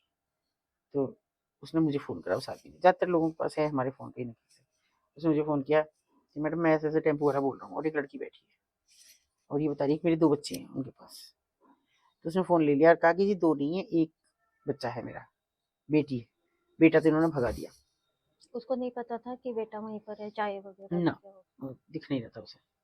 तो वो, मैं अच्छा चलो करते हैं, कपड़े वपड़े बदलवाए उसके सुबह सुबह का टाइम। अब इतने में मतलब मैंने कहा, उसने कहा जी मेरी बेटी है वहाँ 3-4 महीने की, उसको ले आओ। अब उसे लेने हम पहुंचे वापस, तो भैया बेटी तो थी नहीं। किसी ने, नीचे वाले ने बताया जी वो तो लेके भागी इधर, एक बड़ी सी गाड़ी थी मार्शल टाइप की, स्कॉर्पियो थी कि मार्शल क्या थी, उसमें ले गए और हापुड़ रोड की तरफ भागी हैं। और उसे पूछा, हाँ जी हाँ जी, ये पार कर लिया, ये पार कर लिया वैसे। तो मेरा चूंकि हापुड़ रोड भी मायका, मतलब मेन मायका मेरा गाँव पड़ता है। मैंने गाँव के अपने जो भाई बनते हैं उनसे कहा भैया एक स्कॉर्पियो या मार्शल, मुझे नहीं पता क्या गाड़ी है, उससे ही भागी है और उसमें एक छोटी बच्ची है, कैसे भी रोक लो खरखौदे पे। तो उन्होंने कहा जी पुलिस वुलिस का, मैं कहा वो देखा जाएगा, आ जाओ। उन्होंने किसी तरह चेनमेन आपस में बनाई सारे लड़कों ने मिलके और खड़े हुए, और उन्हें देखा घिरते हुए, जैसे वो पहुंचे वहां तो बच्ची को फेंक दिया अच्छा। और खुद खेतों के रास्ते उतर गए। तो उन्होंने कहा जी एक बच्चा फेंक के भाग गई है तो गाड़ी। मैंने कहा बच्चे को लेके आ जाओ। बच्चे को लेके आके मैंने कहा ये तेरी बच्ची, पकड़, दे दी हमने। फिर मैं ऊपर उसका, मैंने कहा इनको भी देखो ये भाग ना जाए, अभी इन्हें और तो पता नहीं है कि लड़की का जो बच रही हो उसे भागी। तो इतने मेरा वो पल्लू पकड़ के खींचता है। बच्चा। हाँ, मैंने कहा हाँ बेटा, कि वो ऊपर मेरी मोटो भी है, उसे नहीं पता था हम बच्ची हमने बचा ली। उनका मोटो कौन है बेटा, और तू कौन है, बोली जिसे आप ले गए वो मेरी मम्मी है, अच्छा। और मोटो मेरी छोटी सी बहन है, वो ऊपर है इनके पास, उसे भी लिया ना, मैं इसे यहाँ नहीं छोड़ूंगा। अचानक ऐसे लगा कि जैसे कितना बड़ा हो गया, जैसे उस बच्ची का बाप हो 5 गया, साल का बच्चा। 5 साल का बच्चा, जैसे उस माँ का रखवाला हो गया एकदम से। मैंने कहा बेटा तेरी मोटो बच गई, तू चल। बड़ा खुश, और बिल्कुल गंदे से कपड़े भी सूर रहा एकदम, लेके चला आया। फिर हमने रोक के मुकदमा लिखाया, मैं बहुत कम लिखवाती हूँ, लेकिन उसमें मैंने उस पर मुकदमा लिखाया पति पे उसके। और आज की स्थिति ये है कि अभी मैं तारीख पे गई थी पिछले दिनों, तो वहाँ उनके वकील ने बताया कि बहन जी अब तो इसे मुक्त कर दो, खाट में पड़ा है, सड़ रहा है बिल्कुल एकदम, बहुत बुरे हालात में है, तो इसे मुक्त कर दो। मैं क्या, जाओ, मैंने छोड़ा। इसे तो ऊपर बैठा है दंडाधिकारी, वो देगा दंड, मैं क्या दूंगी। तो ऐसा भी नहीं है कि इन्हें सजा नहीं मिलती, जब ये कुछ करते हैं सजा मिलती है, मगर थोड़ा सा देर लगती है, बस ये बात है। मैम, आपने जब ये जर्नी स्टार्ट की थी, तब से लेके अब तक आपको क्या-क्या चेंजेस दिखे हैं? देखिए चेंज तो सबसे बड़ा तो यही है कि ये मुझे याद है अच्छे से कि उस समय भी नाचना गाना होता था, शाम को साजिंदे बैठते थे, और ये शर्त थी, जो मनोरंजन कर विभाग से इनको वो सो कॉल्ड सर्टिफिकेट मिलता था, प्रमाण पत्र, उसकी ये शर्त थी कि आप नाचना गाना करेंगी। तो नाचना गाना होता था, तबले वाले भी आते थे, हारमोनियम वाले भी आते थे, वो बैठते थे। और उस समय सभी औरतें थी, उनका एक बड़ा हमने इवेंट भी किया, जिसमें वो संकल्प महोत्सव के नाम से की, जिसमें बहुत अच्छा शहर ने अप्रिशिएट किया, इतनी अच्छी गजलें, इतना अच्छा डांस, सारी चीज़ों ने बहुत अच्छे से परफॉर्म किया। लेकिन देखिए 98 के बाद की बात बता रही हूँ, 98 से ऐसा बदलाव आया, उसके बाद जो दूरदर्शन और ये सब चीज़ें बढ़ने लगी, कि लोग घर में बंद होते चले गए, सब चीज़ वहाँ देखने लगे, जो बहुत ही मतलब जिनके निकृष्ट हैं उनको तो कोई भी बच्ची कहीं मिले वो तो उसका शिकार है। लेकिन उसके बाद में इनकी स्थिति में ये अंतर आता रहा कि ये धीरे-धीरे इनको बहुत ज़्यादा ग्राहक अटेंड करने पड़ते चले गए। कभी तो ऐसा भी होता था कि एक महिला है और वो किसी एक की हो करेगी, तो उसी के बच्चे पालने-पोसने में लगी रही। लेकिन उससे बुरा क्या है, ये जो बच्चियां, ये जो जबरदस्ती की शिकार लड़कियां हैं, इनके पास अपना कुछ ऐसा नहीं होता। मतलब ऐसा भी नहीं है कि कल ये अगर इस लायक हो जाए कि अब हमारे बस की ये सब नहीं रहा, या मालकिन इन्हें डिसेबल घोषित कर दे कि भाई ये अब नहीं है किसी काम की, हो सकता है कोई डिजीज हो जाए, जैसे एक सिफिलिस जैसी बीमारी होती है, ना मरने देती है ना जीने देती है, वो इस तरह की इतनी खराब बीमारी, गंदी बीमारी हो जाती है, तो मालकिन ही कह देती है कि तुम दूर रहो, दूसरी लड़कियों को भी वो कर दोगी। तो ऐसे में उसके सर्वाइवल के पास, उसके पास ये भी नहीं होता कि वो 2 रुपए की ट्यूब ला के तो उस जगह पे लगा ले जहाँ ये सिफिलिस के दाने हो रहे हैं उसको। ये कहीं होती नहीं उसके पास, क्योंकि या तो भैया कहाँ से बताऊं मैं, आप सिस्टम समझिए। एक लड़की मान लो किसी से 250 रुपए तय करती है, दिन भर में उसने 15 कस्टमर किए, उसमें से 200 रुपए पर हेड पुलिस का जाएगा, एक लड़की को 200 रुपए एक जाएंगे, 1500 रुपए महीना जाएंगे। एक लड़की के लिए 1500 महीना देंगे, 200 रुपए एक। और इसके फिर रोटी भी खानी है 2 टाइम की, 2 टाइम चाय भी पीनी है, सब बाजार से ही आएगी। कुछ कॉस्मेटिक को सड़ा हुआ एक बिल्कुल बेकार, जैसे वैसलीन में कलर मिला दिया, एक वैसलीन जैसी आती है एक छोटी सी डिब्बी 1 रुपए की, वो डिब्बी ले ली, कुछ कलर दे दिए और 1 रुपए के वो आगे 5 कलर उन्हें मिलाया और ये लग गया, और ये आईलिड पे लग गया, ये उनका मेकअप हो गया। पाउडर लिया बहुत सारा, जितना भी थपथपा के ऐसे लगा सकती हैं वो सब लगाया, और उसके ऊपर मेकअप होके हो गया, बस ये उनकी जिंदगी है। और इससे भी बदतर क्या है कि मान लो एक एक दिन मैं ये मानती हूँ कि एक लड़की के पास आज कंडोम नहीं थी, और वो ये नहीं कहे, मतलब वो क्या करे अब आके, दूसरे से मांगेगी, वो देंगे नहीं, वे हम क्यों देंगे, हमारा कस्टमर भी तो आएगा, इंतजार रहता। मालकिन मालकिन साफ मना कर दी, मैं तो 1 रुपए कभी नहीं दूंगी, लाओ जहां से भी लाना हो, मत करो। और उस दिन उसने सबको मना कर दिया कि आज आज ठीक नहीं है, तो उसे खाने पीने के लिए भी नहीं मिलता। वो भी नहीं है उसके पास, दवाई का चाहिए, बीमार है, चेकअप के लिए जरूर चाहिए, वो तो हम कंपलसरी करते हैं कि जाओ चेकअप तो करा के आओ, कब कौन तुम्हें ये बीमारी दे जाए, और हम अंदर घुस के तो देख नहीं रहे कि तुम प्रोटेक्शन कर ले रही हो या नहीं ले रही हो। तो इसलिए ये चेकअप जरूरी है हर महीने का, बल्कि महीने में भी नहीं, 15-15 दिन में भी करा देते हैं। मतलब पहले हाँ, शायद इतना मेडिकल ना नहीं होता ना था, पहले कुछ नहीं था। और अब ये हाँ मेडिकल टेस्ट होते हैं। हाँ, सब तो टेस्ट इसमें जो हार्मोन्स के इंजेक्शंस देते हैं, या हाँ, जो ऑक्सीटोसिन। मेडिसिन देते हैं, जो हार्मोन्स के इंजेक्शन देते हैं या मेडिसिन देते हैं, उसका क्या रोल रहता है, वो देखिए क्यों मुझे तो दिया आज जाता तक है? ये बात समझ में नहीं आई, ऑक्सीटोसिन किस पर्पज का इंजेक्शन था, नहीं मुझे पता लग रहा, क्योंकि मैं कैसे देख रही हूँ, हम बेसिकली गांव से बिलोंग करते हैं, हम देखते कि हमारी भैंसें अगर दूध नहीं दे रही है, कोई एक भैंस, तो उसको एक इंजेक्शन लगा के चला गया कि जी चलो जल्दी से दूध उतर आएगा, और 2 मिनट नहीं लगते कि भैंस के थन में दूध आ जाता है। घर में कौन डॉक्टर के जाता था, अस्पताल जाता था, घर में बच्चे होते थे, माँ को दर्द नहीं हो रहे, कम हो रहे हैं, या माँ को नींद आने लगी है, तो एक इंजेक्शन लगा दिया, तेजी से दर्द हुए, बच्चा हो गया डिलीवर। अभी यहाँ पे उसको कैसे इन लोगों ने, कितनी बड़ी ये वैज्ञानिक हो गई कि इन्होंने कैसे उसको पकड़ा है कि ये लड़कियों को लगाएंगे तो ग्रो हो जाएंगी, दिखने लगेंगी, और उसका असर केवल इनके यहीं रहता है। उससे भी ज्यादा क्या खराब होता है पता नहीं लगा, मुझे मुझे कभी समझ नहीं आया कि केवल ऑक्सीटोसिन का परिणाम है या कुछ और भी है, कि मतलब जो एक बच्ची को दिया गया है, जैसे मैं उसे कई दिन से देख रही थी, मैं क्या बताऊं, सुंदर सी बच्ची, सांवली सी, गोल मटोल सी, और अचानक मुझे वो दिखनी बंद हो गई। मैं कभी पूछूं अरे वो कहाँ गई, कहीं नहीं, मौसी गई है, फलाने गई है। फिर मुझे वो जब मिली 1-1.5 महीने बाद, मैंने कहा ये लड़की कौन है, तो उसने कहा वो नहीं है, आप तो पूछ रही रोज, आज इसे भूल ही गई, लेकिन मानो बिल्कुल पहचान में नहीं आ रही थी वो, एकदम अजीब मतलब ऐसे लग रहा था हाव भाव से कि छोटी बच्ची है, लेकिन वो जो चेहरा और जो इतना हिस्सा, ये ऐसे ग्रोन अप थी वो कि एक बच्चे की माँ कम से कम हो। मैंने कहा ये इसके क्या है, अब क्या पूछो, मैंने कहा बता दे, ये बताना जी, ये सब कस्टमर के पास भागी भागी जा, सब कस्टमर को एंटरटेन कर रही है, किसी को नहीं छोड़ रही, क्यों नहीं छोड़ रही, तो मैंने अपनी आंखों के आगे से देखा कि मान लो एक कस्टमर आया, वो केवल ऑक्सीटोसिन नहीं दिया जा रहा था, टोसिन नहीं दिया जा रहा था, उसको कुछ और भी दिया जा रहा था उसमें, वो इस कदर हाइपर हो रही थी कि कस्टमर के गले पड़ रही थी कि मैं, एक आजा, दो आजा, सबके गले पड़ रही थी कि मैं मेरे साथ हो। तो पता नहीं क्यों इतना हाइप, मुझे वो सोच के भी मुझे इतना खराब लगता है उसका, कि उसको क्या हुआ होगा उस बच्ची को, और मैंने बहुत अलग बात करने की कोशिश की इससे, बहुत सी चीज ऐसी हैं कि जो नहीं कह सकती। एक हाँ बच्ची ऑक्सीटोसिन उसे दिया गया,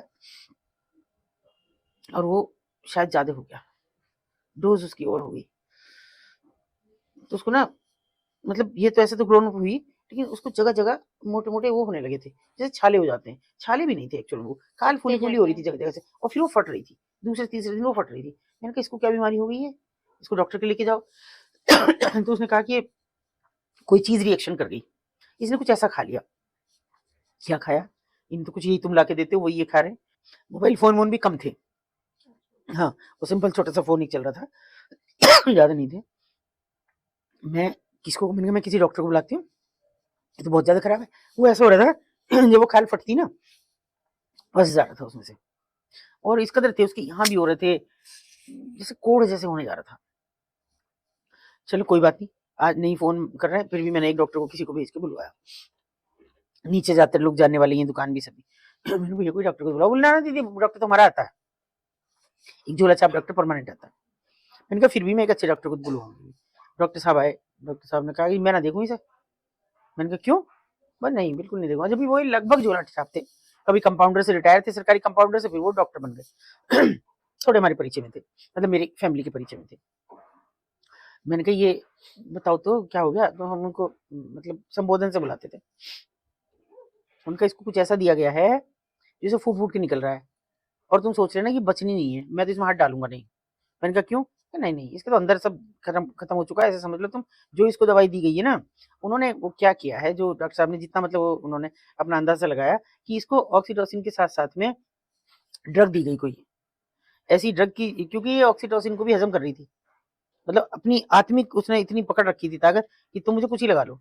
मैं जाऊंगी नहीं कस्टमर के पास। तो इसे कुछ ऐसा ड्रग भी दिया गया कि जो ये निढाल तो हो गई, उसके बाद इसने वो शर्त नहीं मानी, ये धंधा करने को तैयार नहीं हुई, निढाल हो गई वो दवा लेने के बाद में। और ये वो जो उसका परिणाम हुआ ना, मान लो या तो वो किसी के साथ इन्वॉल्व होती, वो जाती 10 कस्टमर करती, उसकी जो गर्मी थी वो थोड़ा कम होती, लेकिन यहाँ उसको इतना बुरा हाल हुआ कि, और मुझे नहीं मालूम कि फिर उसका क्या हुआ, कि वो मर गई कि जिंदा। मैंने कहा कहाँ गई? गाँव भेज दिया उसे, दीदी ज्यादा बीमार थी। गाँव में हमारे वैद्य जी बहुत अच्छी जड़ी बूटी करते हैं। मैं गाँव में कहाँ जाऊँ? मुझे क्या पता गाँव कहाँ है इनका। हो सकता है मर गई हो सकता है बुरे हाल। डॉक्टर ने कहा था कि ज्यादा दिन नहीं सर्वाइव कर पाएगी, बचेगी नहीं है।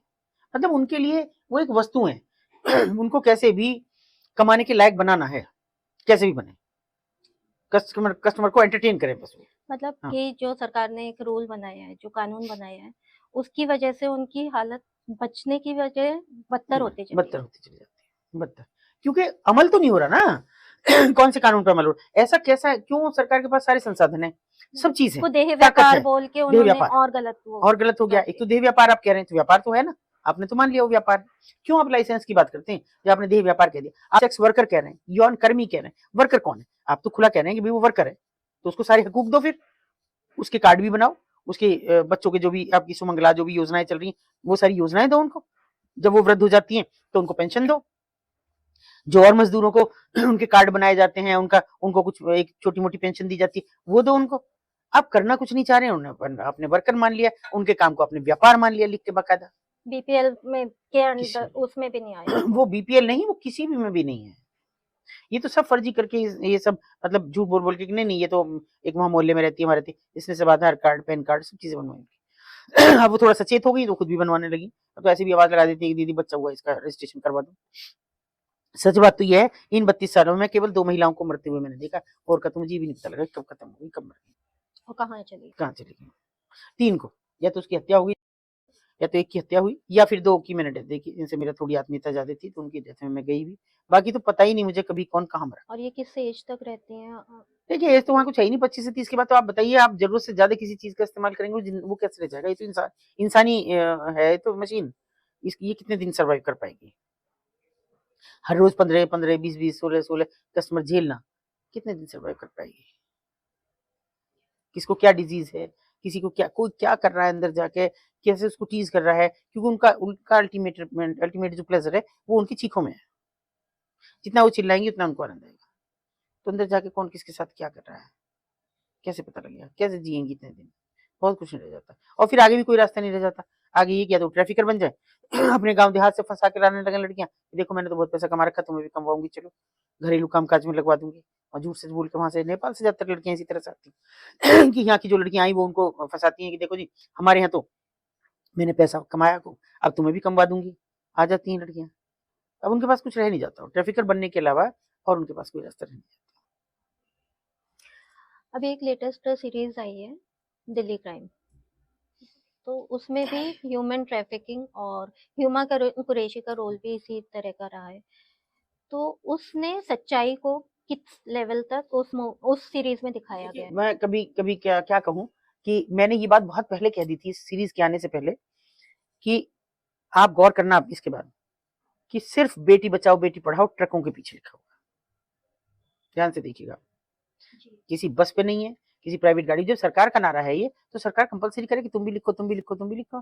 केवल ट्रकर्स पे, ट्रकर्स इतने ज्यादा सेंसिटिव हो गए कि केवल वही लिख रहे हैं, बेटी बचाओ बेटी पढ़ाओ।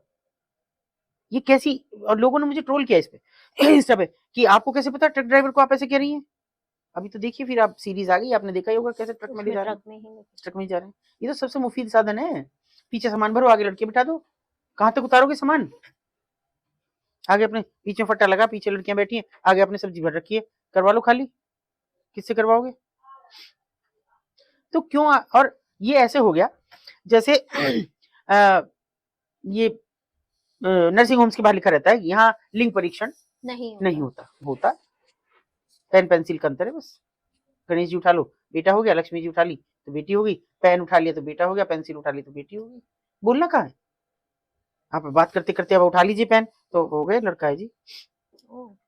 कैसे बता? और लिखा रहता है कि यहाँ लिंग परीक्षण, लिंग निर्धारण नहीं किया जाता। आप पूरा जहाँ बैठी हैं आप आसपास देख लीजिए सब जगह लिखा होगा यहाँ बाल श्रम नहीं कराया जाता, निषेध है। और मैं दिखा दूं आपको बच्चे, यहाँ भी हम देखिए हमारी खामी कितनी है। हम मानते हैं 18 साल से कम उम्र का बच्चा है, नाबालिग है। कन्फ्रंटेशन जब जब वो अपराध करता है तो 18 से कम तो का, जब वो एक दिन का है ना। जब वो बाल श्रम करता है वो केवल 14 साल का, 14 के बाद वो बालिग हो जाता है।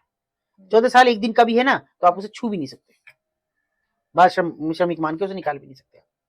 तो हमारी परिभाषाएं गलत हैं। पहले तो विवाह की आप लिखते हैं 18 साल, और वैसे बालिग आप 14 साल का बच्चा उसको बालिग कर दिया आपने, 15 साल का एक दिन ऊपर होते ही बालिग कर दिया आपने।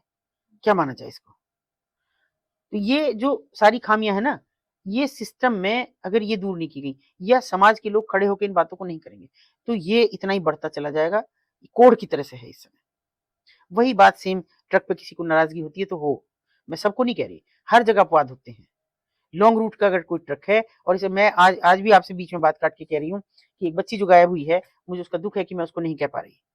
मैं चाहती हूँ कि मैं उसका आप लोगों के पॉडकास्ट के माध्यम से उसकी फोटो और दूसरी चीजें शाया करूँ कि आप देखें, आप उसे दिखाएं कि ये बच्ची गायब है। हो सकता है किसी ट्रक में बैठ के चली गई, कोई ट्रकर ले गया हो। इतना बाप से डर गई थी कि वापस आने को तैयार ना हुई।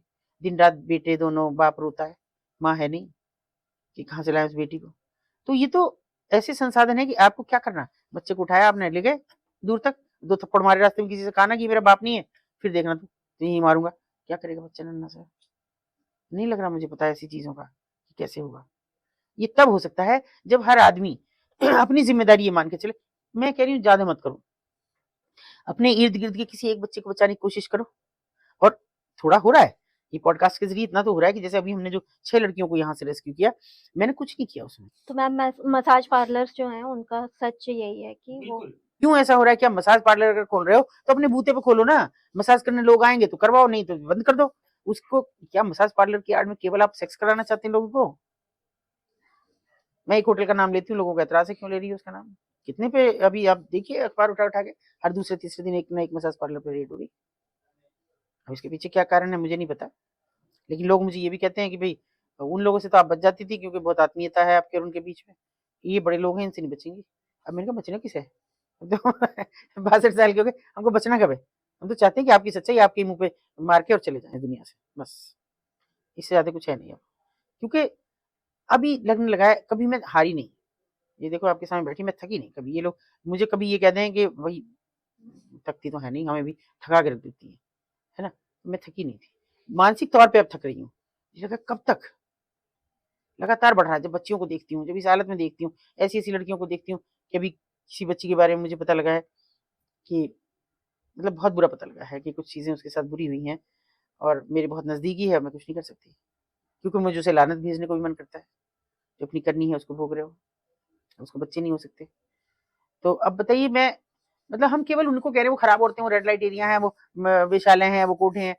ये नहीं देख रहे कि जो स्वेच्छा से जा रही है वो क्या है, हायर होके जा रही है, चौराहों पे खड़ी हैं, उनको पता है रेड लाइट का मतलब क्या है, आपको नहीं पता। वो खड़ी हो गई रेड लाइट्स पे, वहां से वो कस्टमर देख रही हैं। मैम इस चीज पे एक सवाल है कि जो एस्कॉर्ट्स होते हैं, क्या वो हमेशा अपनी मर्जी से आती हैं या उनकी भी मजबूरियां रही होती हैं, और आपने किसी एस्कॉर्ट को रेस्क्यू किया है कभी? देखो एक बात बताओ मुझे, कैसे हो सकती हैं कि मजबूर? आप सड़क पे खड़ी हैं, पुलिस नहीं है क्या? माँ बाप नहीं है? सबसे बड़े हितैषी तो आपके माँ बाप हैं। हो गई ना आपसे गलती एक बार, आप किसी के चंगुल में फंस गई और आप इस तरह का आपके साथ हो गया, अब वो आपको ब्लैकमेल कर रहा है। तो बताइए माँ बाप को खुल के कि की है मैंने गलती, अब ये सुधारनी आपको है।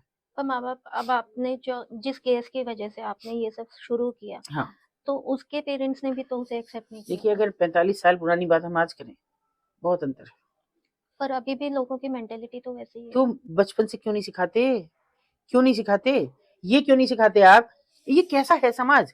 मुझे नहीं समझ आ रहा। देखो नेहा जी, मुझे ये बात समझ में नहीं आ रही कि मेरे जमाने में, अगर अपने जमाने की बात से शुरू करती हूँ, कि मेरी मदर की आदत थी कि हर सैटरडे, क्योंकि कल संडे है, उन्होंने हमारा बस्ता झाड़ देना, बस्ते के जमाने थे, झाड़ना, और फिर करीने से किताबें लगानी। हम कितना कहते हैं, माम अपने आप लगा लेंगे, हमारा बस्ता मत छेड़ा करो, आज तो साफ है मत धो। थप्पड़ भी लगेगा, साफ करूंगी, इतना गंदा कर रखा, पेंसिल भर रही है, रबड़ भर रही है, दुनिया भर की चीजें। लेकिन अल्टीमेटली एक दिन उन्होंने कहा हम ढूंढते हैं प्रेम पत्र तो नहीं है, है ना?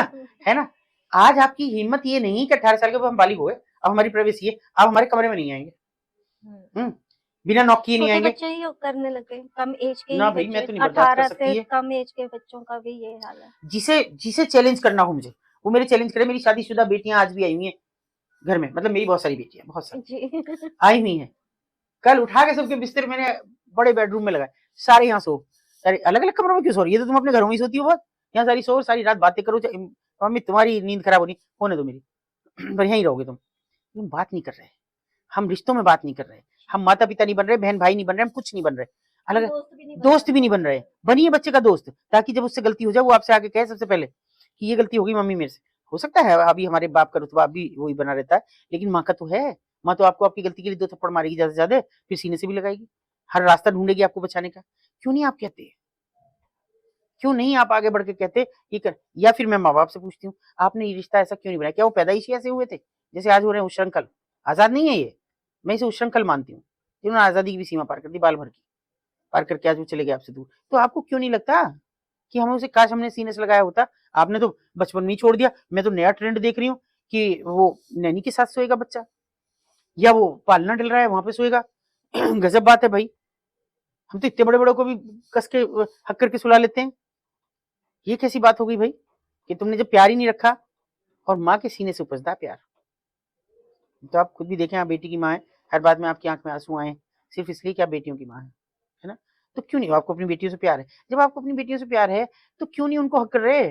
बताइए बेटा, तेरी सबसे बड़ी तैसी में कुछ गलती भी करके आ जाना, एक बार तो उसे भी माफ कर दूंगी, दूसरी बार का होता है गुनाह, पहली बार गलती करोगी तो सीने से लगाऊंगी और गलती को माफ कर दूंगी। बेटों को भी कहो, हम केवल ये कह रहे हैं बेटी बचाओ बेटी पढ़ाओ, हम ये नहीं कह रहे कि बेटों को संस्कार दो, ये कहो। हमारे जमाने आ जाओ ना लौट के एक बार, पिछली बार देखो तो सही, हम अपने बच्चों को कहते थे, कोई पड़ोस का भी, बेटा भैया से ये चीज ले आना जरा, है ना? चाचा जी गए होंगे, उनसे ये चीज ले लेना, ये चाचा जी को बता देना, वो ये कर लेंगे। ये रास्ते मिल गए, पड़ोस के भी मिल गए, तो इतने डर जाते थे कि ताऊ जी हैं, चाचा जी हैं, भैया हैं, घर पे जाके कहेंगे। ऐसा तो नहीं हमारे जमाने में शरारतें नहीं थी, मगर वो शरारतें थी, वो उश्रृंखलता नहीं थी। ये गुनाह कर रहे हैं बच्चे। और अब नया वो दे दिया है आपने, पता नहीं जाना अभी नहीं, माई बॉडी माई चॉइस, है ना? अब ये बच्चे कह रहे हैं हमारा शरीर हम कैसे इसमें। दूसरा आपने अभी पता नहीं देखा है नहीं देखा, अभी आजकल एक नया वो चला है, एक लड़की है शायद 25-26 साल की होगी, और आई एम ए प्राउड रंडी हैशटैग है ये। इसको 14-14, 15-15 साल की लड़कियां फॉलो कर रही हैं, देखिए उठा के। नहीं पता रंडी होना क्या होता है, नहीं पता है, अभी नहीं जानती कि कैसे जबरन मिर्ची डाल के सेक्स कराया जाता है, कैसे जबरन कोई भी चीज उठा के, कैसे पैर की अंगूठी से सेक्स करते हैं, कैसे उनकी चीखों में अपना आनंद ढूंढते हैं। नहीं पता रंडी होना क्या होता है। आओ ना, मैं तो उस लड़की को चैलेंज करती हूँ, मैं दिखाती हूँ रंडी होना क्या होता है। देखो, एक रात गुजारो वहां, फिर प्राउड करो। ये है हमारी संस्कृति। ये तो कभी किसी, मैंने विदेशों में भी नहीं सुना कि वो ये कहें क्या मैं प्राउड प्रोस्टिट्यूट, और वो कह रही है मैं प्राउड रंडी, और वो हैशटैग है। दूसरी लड़कियां और फॉलो उस पे कोई एक्शन नहीं लेना। कुछ नहीं, कोई एक्शन नहीं। अरे इससे बड़ा क्या होगा कि आपके ओटीटी पे सेंसर बोर्ड ही नहीं है, फिल्म में एक गाली दे दो छोटी सी, उसको भी आपको बीप करना पड़ेगा, सेंसर बोर्ड 1000 कट लगा देगा, हर एक सेंटेंस पे इनफैक्ट लगता है बीप करना पड़ेगा। बीप करना पड़ेगा, है ना। और वहां क्या गंदी गाली नहीं दी जा रही, माँ की, बहन की। और देखिए उससे बड़ा तो हमारा कुछ हो ही नहीं सकता, हम गाली देते हैं औरत की। मर्दों की है कोई गाली कि तेरे भाई को यूं कर देंगे, तेरे पिता को? और माँ है सब बहन है माँ, और कोई नहीं है। जहाँ पे एक टाइम पे माँ को पूजा जाता था, जहाँ पूजा जाता, माँ और बहन की गाली दे रहे हैं, खूब दे रहे हैं खुल के। हम देवियों के दर्शन करने जाते हैं और घर पे, हाँ, घर पे रहती हुई देवी ना, का ना, गाली देते हैं। गाली देते हैं, नहीं हम कर रहे हैं। और उसको नहीं, इनडायरेक्टली अगर किसी आदमी को भी दे रहे हैं, कोई आदमी आदमी को भी फिर दे रहे हैं, फिर भी आप गाली तो गाली अपने अपनी को ही दे रहे हैं, माँ को ही, उसकी को दे रहे हो, अपनी को दे रहे हो, हाँ, ये तो रहना गाली एक औरत को, है तो देवी है के तो लिए। देवी की। लेकिन अपनी ये कर रहे हैं, तो कैसे होगा? होगा ये तभी जब समाज आवाज उठाएगा। और आज भी अगर इतने पॉडकास्ट और इतना सब कहने के बाद कुछ बच्चे आप लोग खड़े हो रहे हैं, बहुत अच्छा लग रहा है, लेकिन अगर इसके बाद भी लोग जागरूक नहीं हुए, तो हम तो आज हैं कल नहीं है। झेलना आप ही लोगों को है, अगली पीढ़ी। अभी भी संवरने का टाइम है, अपने बच्चों को एक बार सीने से लगा लो, बेटा कोई गलती हो। क्यों हम बच्चों से क्यों डर रहे हैं? और आजकल गालियों का लेवल ये हो गया है कि बच्चे तक वो बच्चे वर्ड्स यूज करते वो हैं वर्ड्स यूज कर रहे हैं और उन्हें पता भी नहीं है कि क्या है ये, ना, बस कुछ नहीं, बैड वर्ड है। बस बैड वर्ड है बस, और गाली दे रहे हैं लगातार। मेरे को तो गुस्सा आ रहा था तो हाँ, मैंने ये बैड वर्ड हाँ बैड वर्ड यूज किया। क्यों? ये हमने अपनी दुनिया अलग बना ली। माएँ किटीज में व्यस्त हैं, पिता अपनी नौकरी में, अपने बिजनेस के ज्यादा से ज्यादा किसके लिए कमा रहे हैं आप पैसा?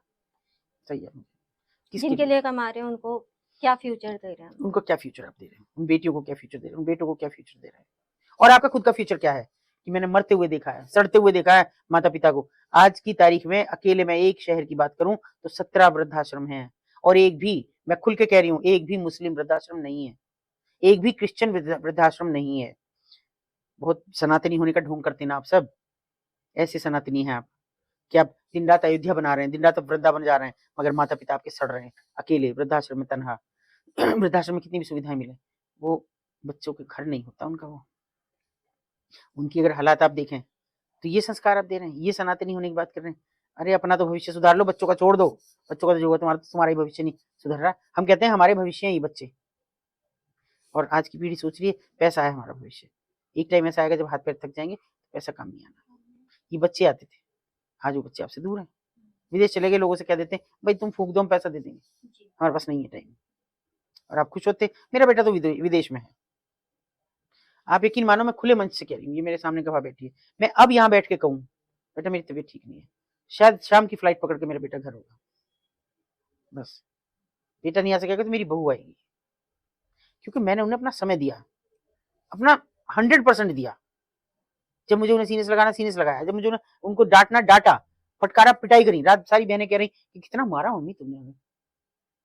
अरे मारा तो तुम आज सर्वाइव कर रही हो, अच्छे सब चीजें हो रही हैं तुम्हारी। मारना माँ बाप का कोई मारना होता है? आजकल तो बच्चों को जरा सा तेज की भी बोल दो, आप तो हर टाइम गुस्सा करते हो। हर टाइम गुस्सा करते हो। तो ये अब से आपने सुन लिया कि हर टाइम गुस्सा करते हो, तो बुढ़ापे तक तो आपको ना जाने क्या क्या कहेंगे, वृद्धाश्रम भेज ही देंगे, जाओ चले जाओ। अभी मैं सुबह विज्ञापन देख रही हूँ, अखबार आप उठाइएगा, हिंदुस्तान में भी है, तीनों में, कि यूपी गवर्नमेंट का वो एडवाइजरी आई है कि 140 वृद्धाश्रम खुलने, उनके लिए आवेदन दें। पढ़ लो आजकल, वृद्धाश्रम खुलने उनके मानक यही है कि आप पूरे करते हो तो आ जाए, और एक वृद्धाश्रम में 150 वृद्धों को रखने की व्यवस्था हो, इतनी आपके पास होनी चाहिए। मतलब आप दे रहे हैं, ये खाली यूपी की बता रही हूँ मैं, और कहीं की थोड़ी, यूपी गवर्नमेंट की एडवाइजरी है। अगर ये खाली यूपी हाँ तो अब देखिए पूरे हिंदुस्तान का क्या होगा, क्या होगा। और मुझे नहीं पता, देखिए हो भी सकते हैं, पर मेरी जानकारी में अभी तक नहीं है कि कहीं मुस्लिम वृद्धाश्रम है या क्रिश्चियन वृद्धाश्रम है कहीं। कहीं मेरे यहाँ है, प्रेम निवास है, मगर वो वृद्धाश्रम नहीं है हरगिज भी। वहाँ हर आदमी रहता है जो भी वहाँ अपनी मर्जी से, भाई देखिए वो जिस तरह के भी हैं, इतनी लग्जरी है, इतनी सुविधाएं उनके लिए, उनके उस तरफ से हैं वो सारी। मुझे तो नहीं लगता कि उनको जरा सा से भी कमी। और दूसरा देखिए, हमारी और उनकी संस्कृति में धरती आसमान का फर्क है। हम रिश्तों को निभा के चलते हैं, वहां थोड़ा सा अलग है, और तरह का है। तो आप खुद को तो एक बार जज तो कर लो कि तुम्हारा क्या हो रहा है, दूसरों को जज कर रहे हो, पहले खुद को देख लो। तुम्हारे माँ बाप सबके दिन रात 9 देवियां पूछते, भाई मैं लिख देती हूँ, मुझे थोड़ा गुस्सा आता है। 9 देवियों में कि कन्याएं जा रही, कन्या नहीं मिल रही, मिल नहीं रही जी, खाना खाने के लिए कन्याएं नहीं मिल रही, वो भी हायर की जा रही है आजकल। वो भी एक कंपनीज बन गई, मतलब छोटी मोटी, और वो कहते हैं कि बच्ची लड़कियां चाहिए कन्या पूजन के लिए तो हमसे संपर्क करें। तो कन्याएं जा रही हैं हायर होके। अगर वो देवियां हैं तो वो किसकी हैं जो वहां बैठी हैं वृद्धाश्रमों में? आप मदर्स डे मना रहे हैं, फादर्स डे मना रहे हैं, वो किसके माता पिता जो वृद्धाश्रम में? ये डे मनाने से हो रहा है सब? बना लो, आप पत्नी डे बनाओ, पति डे बनाओ, बस, माता पिता नहीं। चिल्ड्रन डे आप मना रहे हैं, आप मुझे बता दो चिल्ड्रन डे, सच बताना भाई, आज की पीढ़ी को पता है कि चिल्ड्रन डे हम क्यों मनाते हैं? नहीं। हमारे टाइम में होड़ रहती थी स्कूलों में, कौन बाल दिवस पे अपने आप को ज्यादा प्रूव करेगा उसी को डीएम साहब सम्मानित करेंगे। माँ बाप भी लग जाते थे हम अपने बच्चे को कैसे करें आपकी इस बार के फंक्शन में। आज कुछ नहीं, लौट आओ, अभी समय है। बस इतना ही कहूंगी कि अभी से ट्रेड मत बनने दो सेक्स को, जिस्म को मंडी मत बनने दो।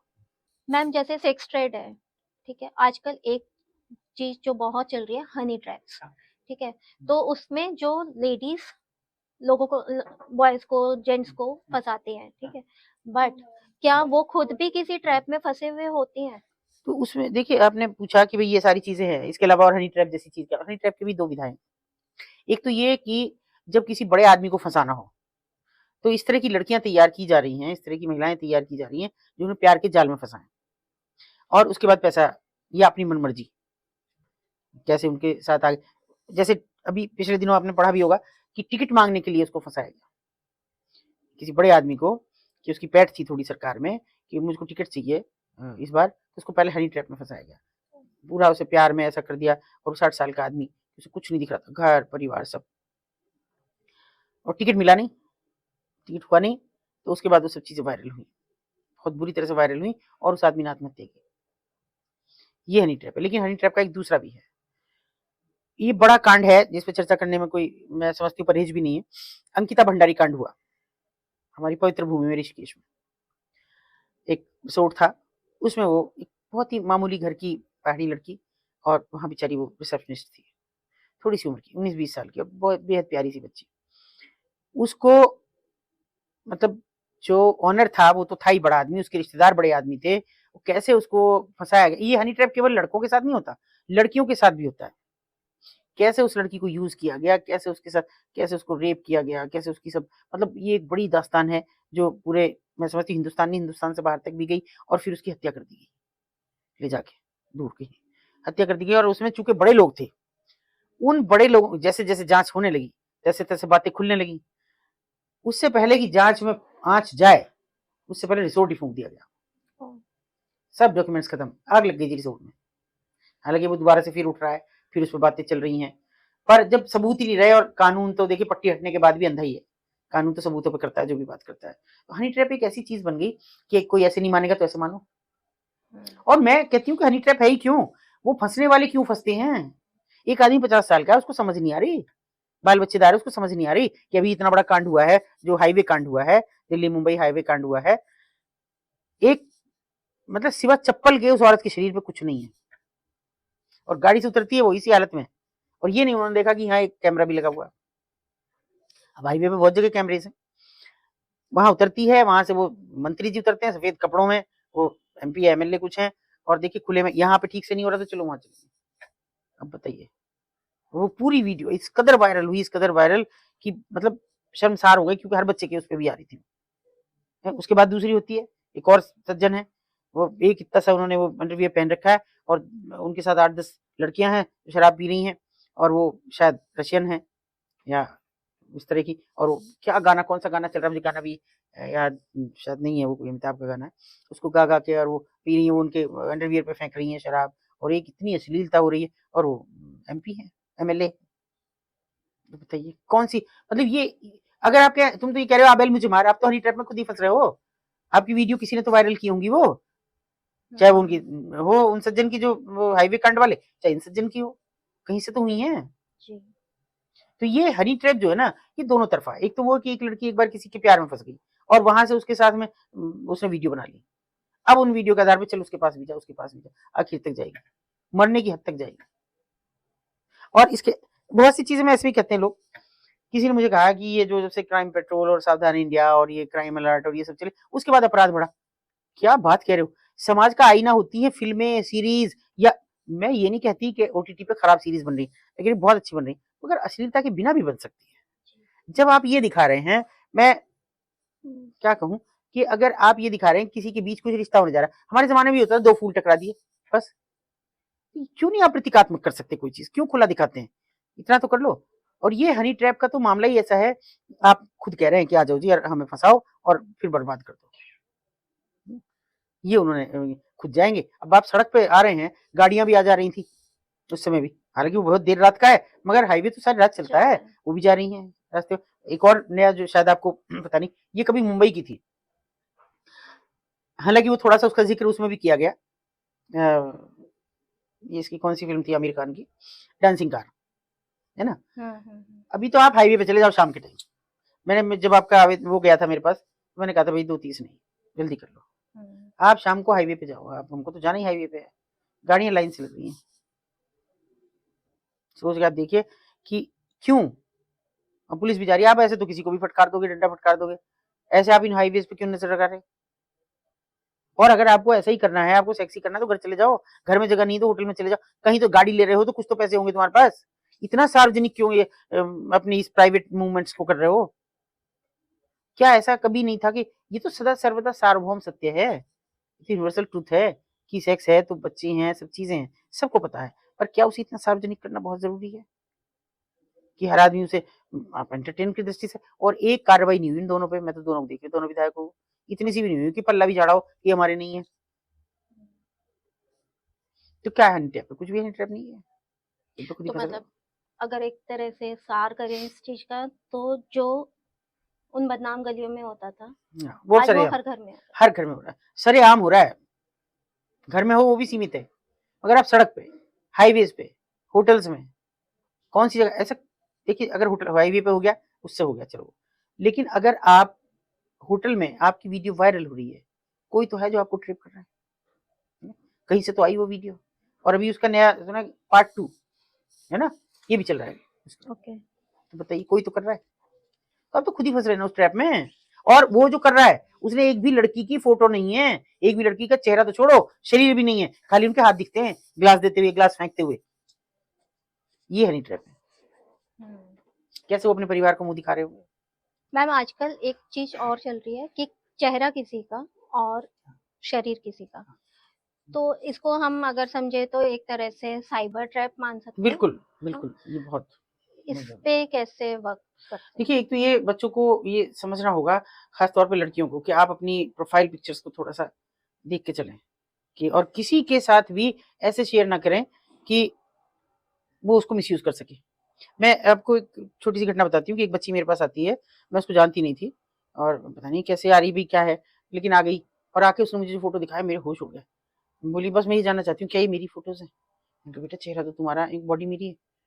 वो देखा मैंने, मोटी ताजी अच्छी स्वस्थ लड़की थी, वो दुबली पतली सी लड़की बहुत अश्लील फोटोज थे। फोटो में दुबली पतली? हाँ, फोटो बहुत दुबली पतली। और फिर उन्होंने कहा आप थोड़ी देर गौर से देखो।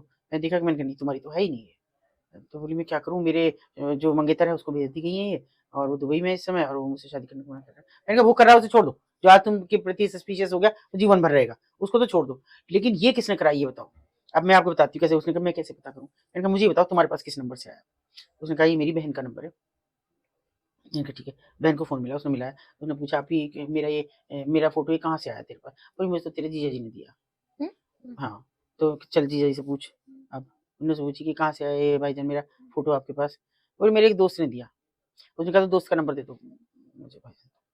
वो टालम टूल करने लगा। मैंने कहा 100% तेरे जीजा ने कराई करता हूँ, पक्का। मैंने जब उसे थोड़ा और कुरेदा तो उसने कहा कि हाँ वो चाहते नहीं थे कि मेरी शादी वहाँ हो। मैं क्यों? ये चाहते थे मेरे भाई से हो। और उसने देखिए बताइए कैसे उस सगी साली का उसने किया। मैंने कहा तुम जाओ, इसके मुकदमे लिखाओ, साइबर फ्रॉड हुआ तुम्हारे साथ, उसके साथ जाओ और ट्रैप किया गया तुम्हें, और नहीं तो मैं चल रही हूँ। तो उसने कहा कि नहीं, फिर मेरी बहन का भी घर बर्बाद हो जाएगा। यहाँ हम कमजोर हो जाते हैं, मेरी बहन का घर बर्बाद हो एक जाएगा। रिश्तों की मर्यादा तोड़ रहे मर्यादा हैं, पर हम हाँ, उसको बस जोड़े रखना उसको चाहते यानी मैं तो हुई बर्बाद, लेकिन ये भी बर्बाद हो जाएगी फिर, इससे बस चुप रहने में फायदा। मैंने कहा तो रिक्वेस्ट कर इनसे बस तो बात जोड़ ले कि ये कहीं और ना जाए, मैं नहीं कर रही हूँ रिश्ता, तुम कहते हो तुम्हारे भाई से ही कर लूंगी। और खुल के कही बात कि मुझे पता लग गया कि तुमने ही कराया, अब मैं तुम्हारे भाई से शादी करूंगी क्योंकि वो तो कर ही नहीं रहा। अब यूं मत कह कि मैं गिर रही हूँ तुम्हारे कदमों में, अब ये क्या कि अब मैं तुम्हारे गले पड़ रही हूँ, करो अपनी भाई से मेरी शादी। और की उसने। और मैंने कहा वहां भी दबंग रहना है, वहां इनको ऐसा रखना है कि जूते की नोक पे रहे, ऐसे केवल एक लड़की को वो करने के लिए तुम बर्बाद कर रहे हो। और इतने अश्लील फोटो थे कि मैं याद करके मेरा दिल दहलता है इस लड़की से। तो ये जो हमारा मतलब हम बच्चियां भी थोड़ी थोड़ी देर में यहाँ फोटो यहाँ ये, अरे कुछ थोड़ा तो रुक जाओ। इनको देख कौन रहा है? जो देख रहा है वो देख रहा है जो निहायत गंदा घटिया आदमी है वो देख रहा है। नहीं तो हम तो है तुम्हारे माँ बाप, हम देख रहे हैं। फैमिली की डालो, कौन मना कर रहा है? फैमिली के साथ डालो, भाई बहनों के साथ डालो, बहने बहने डालो, लेकिन ये मत करो। ये बहुत खराब चल रहा है इसमें। और एआई आया जब से, जैसे आप उम्मीद नहीं कर सकते। अभी मैं देख रही हूँ कल धर्मेंद्र और हेमा मालिनी की ट्रैक्टर धर्मेंद्र चला रहे, हेमा मालिनी फटी सी साड़ी में साइड में बैठी है, वो भी फटे से कपड़ों में रो बना के डाल रखी है किसी ने। ये तो एआई से कोई क्या कर सकता है। और एआई को हम यानी क्या समझ, अच्छी भी है, अच्छा भी चीजें चल रही हैं बहुत सारी, मगर ये खराब की तरफ हम जल्दी बढ़ते हैं। जल्दी कहते हैं ना, बुराई सो कोस और सच्चाई नौ कोस चलती है। ये भी बहुत खराब चल रहा है। और भी कोई ऐसे केस आए हैं आपके सामने? इस तरह के तो बहुत सारे हैं हमारे पास कि एक लड़की ने खुद उनको फंसाया सिर्फ पैसे के लिए। और इतना मतलब इतना ज्यादा, वो कहाँ 80 साल का आदमी और ये 16 साल की लड़की, और कितनी वीडियोस उसकी वायरल हुई, 21-22 वीडियोस जरा सी देर में पूरे ढक करके। लेकिन ना वो शर्माई, बाप ने आत्महत्या कर ली, सब काम हो गए, लेकिन ना शर्माई ने 10 लाख रुपए लेके उस मामले में जेल भिजवाया। पहले 8-10 महीने वो सचिन जेल में रहे, और उसके बाद भी 10 लाख देके पक्षद्रोही हुई, फिर जाके फिर मुकर गई कि इन्होंने नहीं किया। मतलब पैसा सिर्फ शरीर की, मतलब पैसा ही नहीं, फिर तो शरीर की एक भूख ने समाज को खराब किया हुआ है। बिल्कुल दो तरफा है कि एक तरफ एक को पैसा और एक को शरीर होना चाहिए। लड़की पैसा मांग रही है और लड़के को अपनी भूख मिटानी है आदमी को। और ये बड़ी उम्र के मर्द होते हैं, छोटी उम्र की लड़कियां होती हैं। तो मैं इसे हनी ट्रैप कहने से ही परहेज करती हूँ थोड़ा। ये जब स्वेच्छा से, जब आई एम प्राउड रंडी कह रहे हैं, इसको भी देखिएगा आप जरूर खोल के, तो क्या कर रहे हैं। फिर तो एक चीज है कि सोशल मीडिया को लेके कुछ और कानून बनने चाहिए, कुछ बिल्कुल स्ट्रिक्ट कानून बनने स्ट्रिक्ट चाहिए। साइबर फ्रॉड, और लोगों को आगे आना चाहिए। अगर किसी के साथ इतना सा भी होता है तो सीधे, अभी इसीलिए साइबर थाने बनाए गए हैं। ये एक अच्छी पहल है कि जहां आपकी बात गोपनीय रखी जाएगी, आपकी बात को सुना जाएगा, और आपके जो सबूत है उनके आधार पर कार्रवाई की जाएगी। तो क्यों आप पीछे हटते हैं? इससे मत डरो कि हमारी फोटो कहीं चली जाएगी। वो तो गई, वो नहीं आती वापस। वो तो एक बार खींच गई तो खिंच गई फिर वो कहाँ कहाँ जा ना जाने सकती कहाँ है। कहाँ सेव हो गई। तो उससे बचो। दूसरा, एक चीज को और अपने बच्चों को खास तौर पर बता के रखो कि फोन आपका खराब हो जाए, आप उसको किसी को ऐसे ठीक होने को मत दो। जो भी होना है आपके सामने हो, या उसकी सब चीजें डिलीट करके, उसकी डाटा एंट्री सब चीज डिलीट करके तब आप उसे ठीक करने भेजो। वरना कहीं ना कहीं भी मेमोरी में रह गई आपकी एक फोटो, कब उसका यूज हो गया ये पता नहीं चल रहा है। उस पर बहुत सचेत रहने की जरूरत है। और मिनट मिनट में अपनी लोकेशन भेजना, अपनी चीजें बताना कहाँ है, इससे बचाओ बच्चों को। चाहे लड़कियां हो या लड़के हो, इससे बचो, क्योंकि ये भी आपको ट्रैप करा रहा है। ट्रैप करा है। हाँ, कि आप कब कहाँ है और कहाँ नहीं है। उसी ढंग से आपके साथ सारी चीजें होती रहेंगी, तो उससे बचो। और जितना, जब सरकार ने एक बड़ा अपॉर्चुनिटी आपको दी है, देखिए ऐसा होता है कि जब चीजें बढ़ती हैं तो कुछ परिणाम, कहते हैं ना कि बहाव आता है पानी का, तो कुछ अच्छी चीजें पानी आता है, तो दूसरी तरफ गंदी चीजें भी आती हैं, लेकिन अल्टीमेटली सफाई भी होती है। तो उसको भी समझो आप। साइबर फ्रॉड हो रहे हैं, मगर साइबर थाने भी बन रहे हैं जिनमें आपकी बात को बहुत सटीक तरीके से, और साइबर थाने हमेशा खुले में नहीं है, थोड़ा अलग हटके बनाए गए हैं, ताकि आदमी अगर जा रहा है तो वो संकोच ना करे। तो आप जाए, अपनी समस्या बताएं, आप किसी और थाने में बिल्कुल भी ना जाए, सीधे साइबर में जाए। ये बच्चों को आप बताइए बार बार। और लड़कियों को खास तौर पे आप बचने के तरीके बतवाएं कि जैसे मोबाइल से कैसे, अगर कोई आपको जरा सा कर रहा है मोबाइल हर वक्त हाथ में, आप अचानक उसकी आंख में मार सकते हैं कस के। घुटने का उपयोग करना बताइए, कोई लड़का बदतमीजी कर रहा है, घुटना मारिए उसकी प्राइवेट पार्ट पे, ये बताइए। बैग को आप कैसे, हमेशा बच्चे पीछे रखते हैं तो, और ऐसे हाथ भी डाल रखते हैं, 1 सेकंड में नीचे झुक के बैग निकालिए, उसके सिर पर मारिए। थोड़ा सा ये इस तरह की ट्रेनिंग्स भी दीजिए लड़कियों को, ताकि वो अपने आप को थोड़ा सा सुरक्षित करके चले। देखिए, रोक नहीं सकते हम, रोकना चाहिए भी नहीं, बच्चों की आजादी में बाधा भी नहीं बनना है, लेकिन आजादी और उच्छृंखलता का फर्क बता के चलते कि ये गलत है और ये सही है, इसको करो। मतलब देख रही हूँ ना, बहुत खराब हो रहा है, बहुत खराब हो रहा है। देख रही हूँ बच्चों को, बच्चे कितना भटक रहे हैं, सिगरेट है हाथ में, दिन में हाथ में गिलास, लेकिन ऐसे बच्चों को भी देख रही हूँ जैसे आपके बच्चे।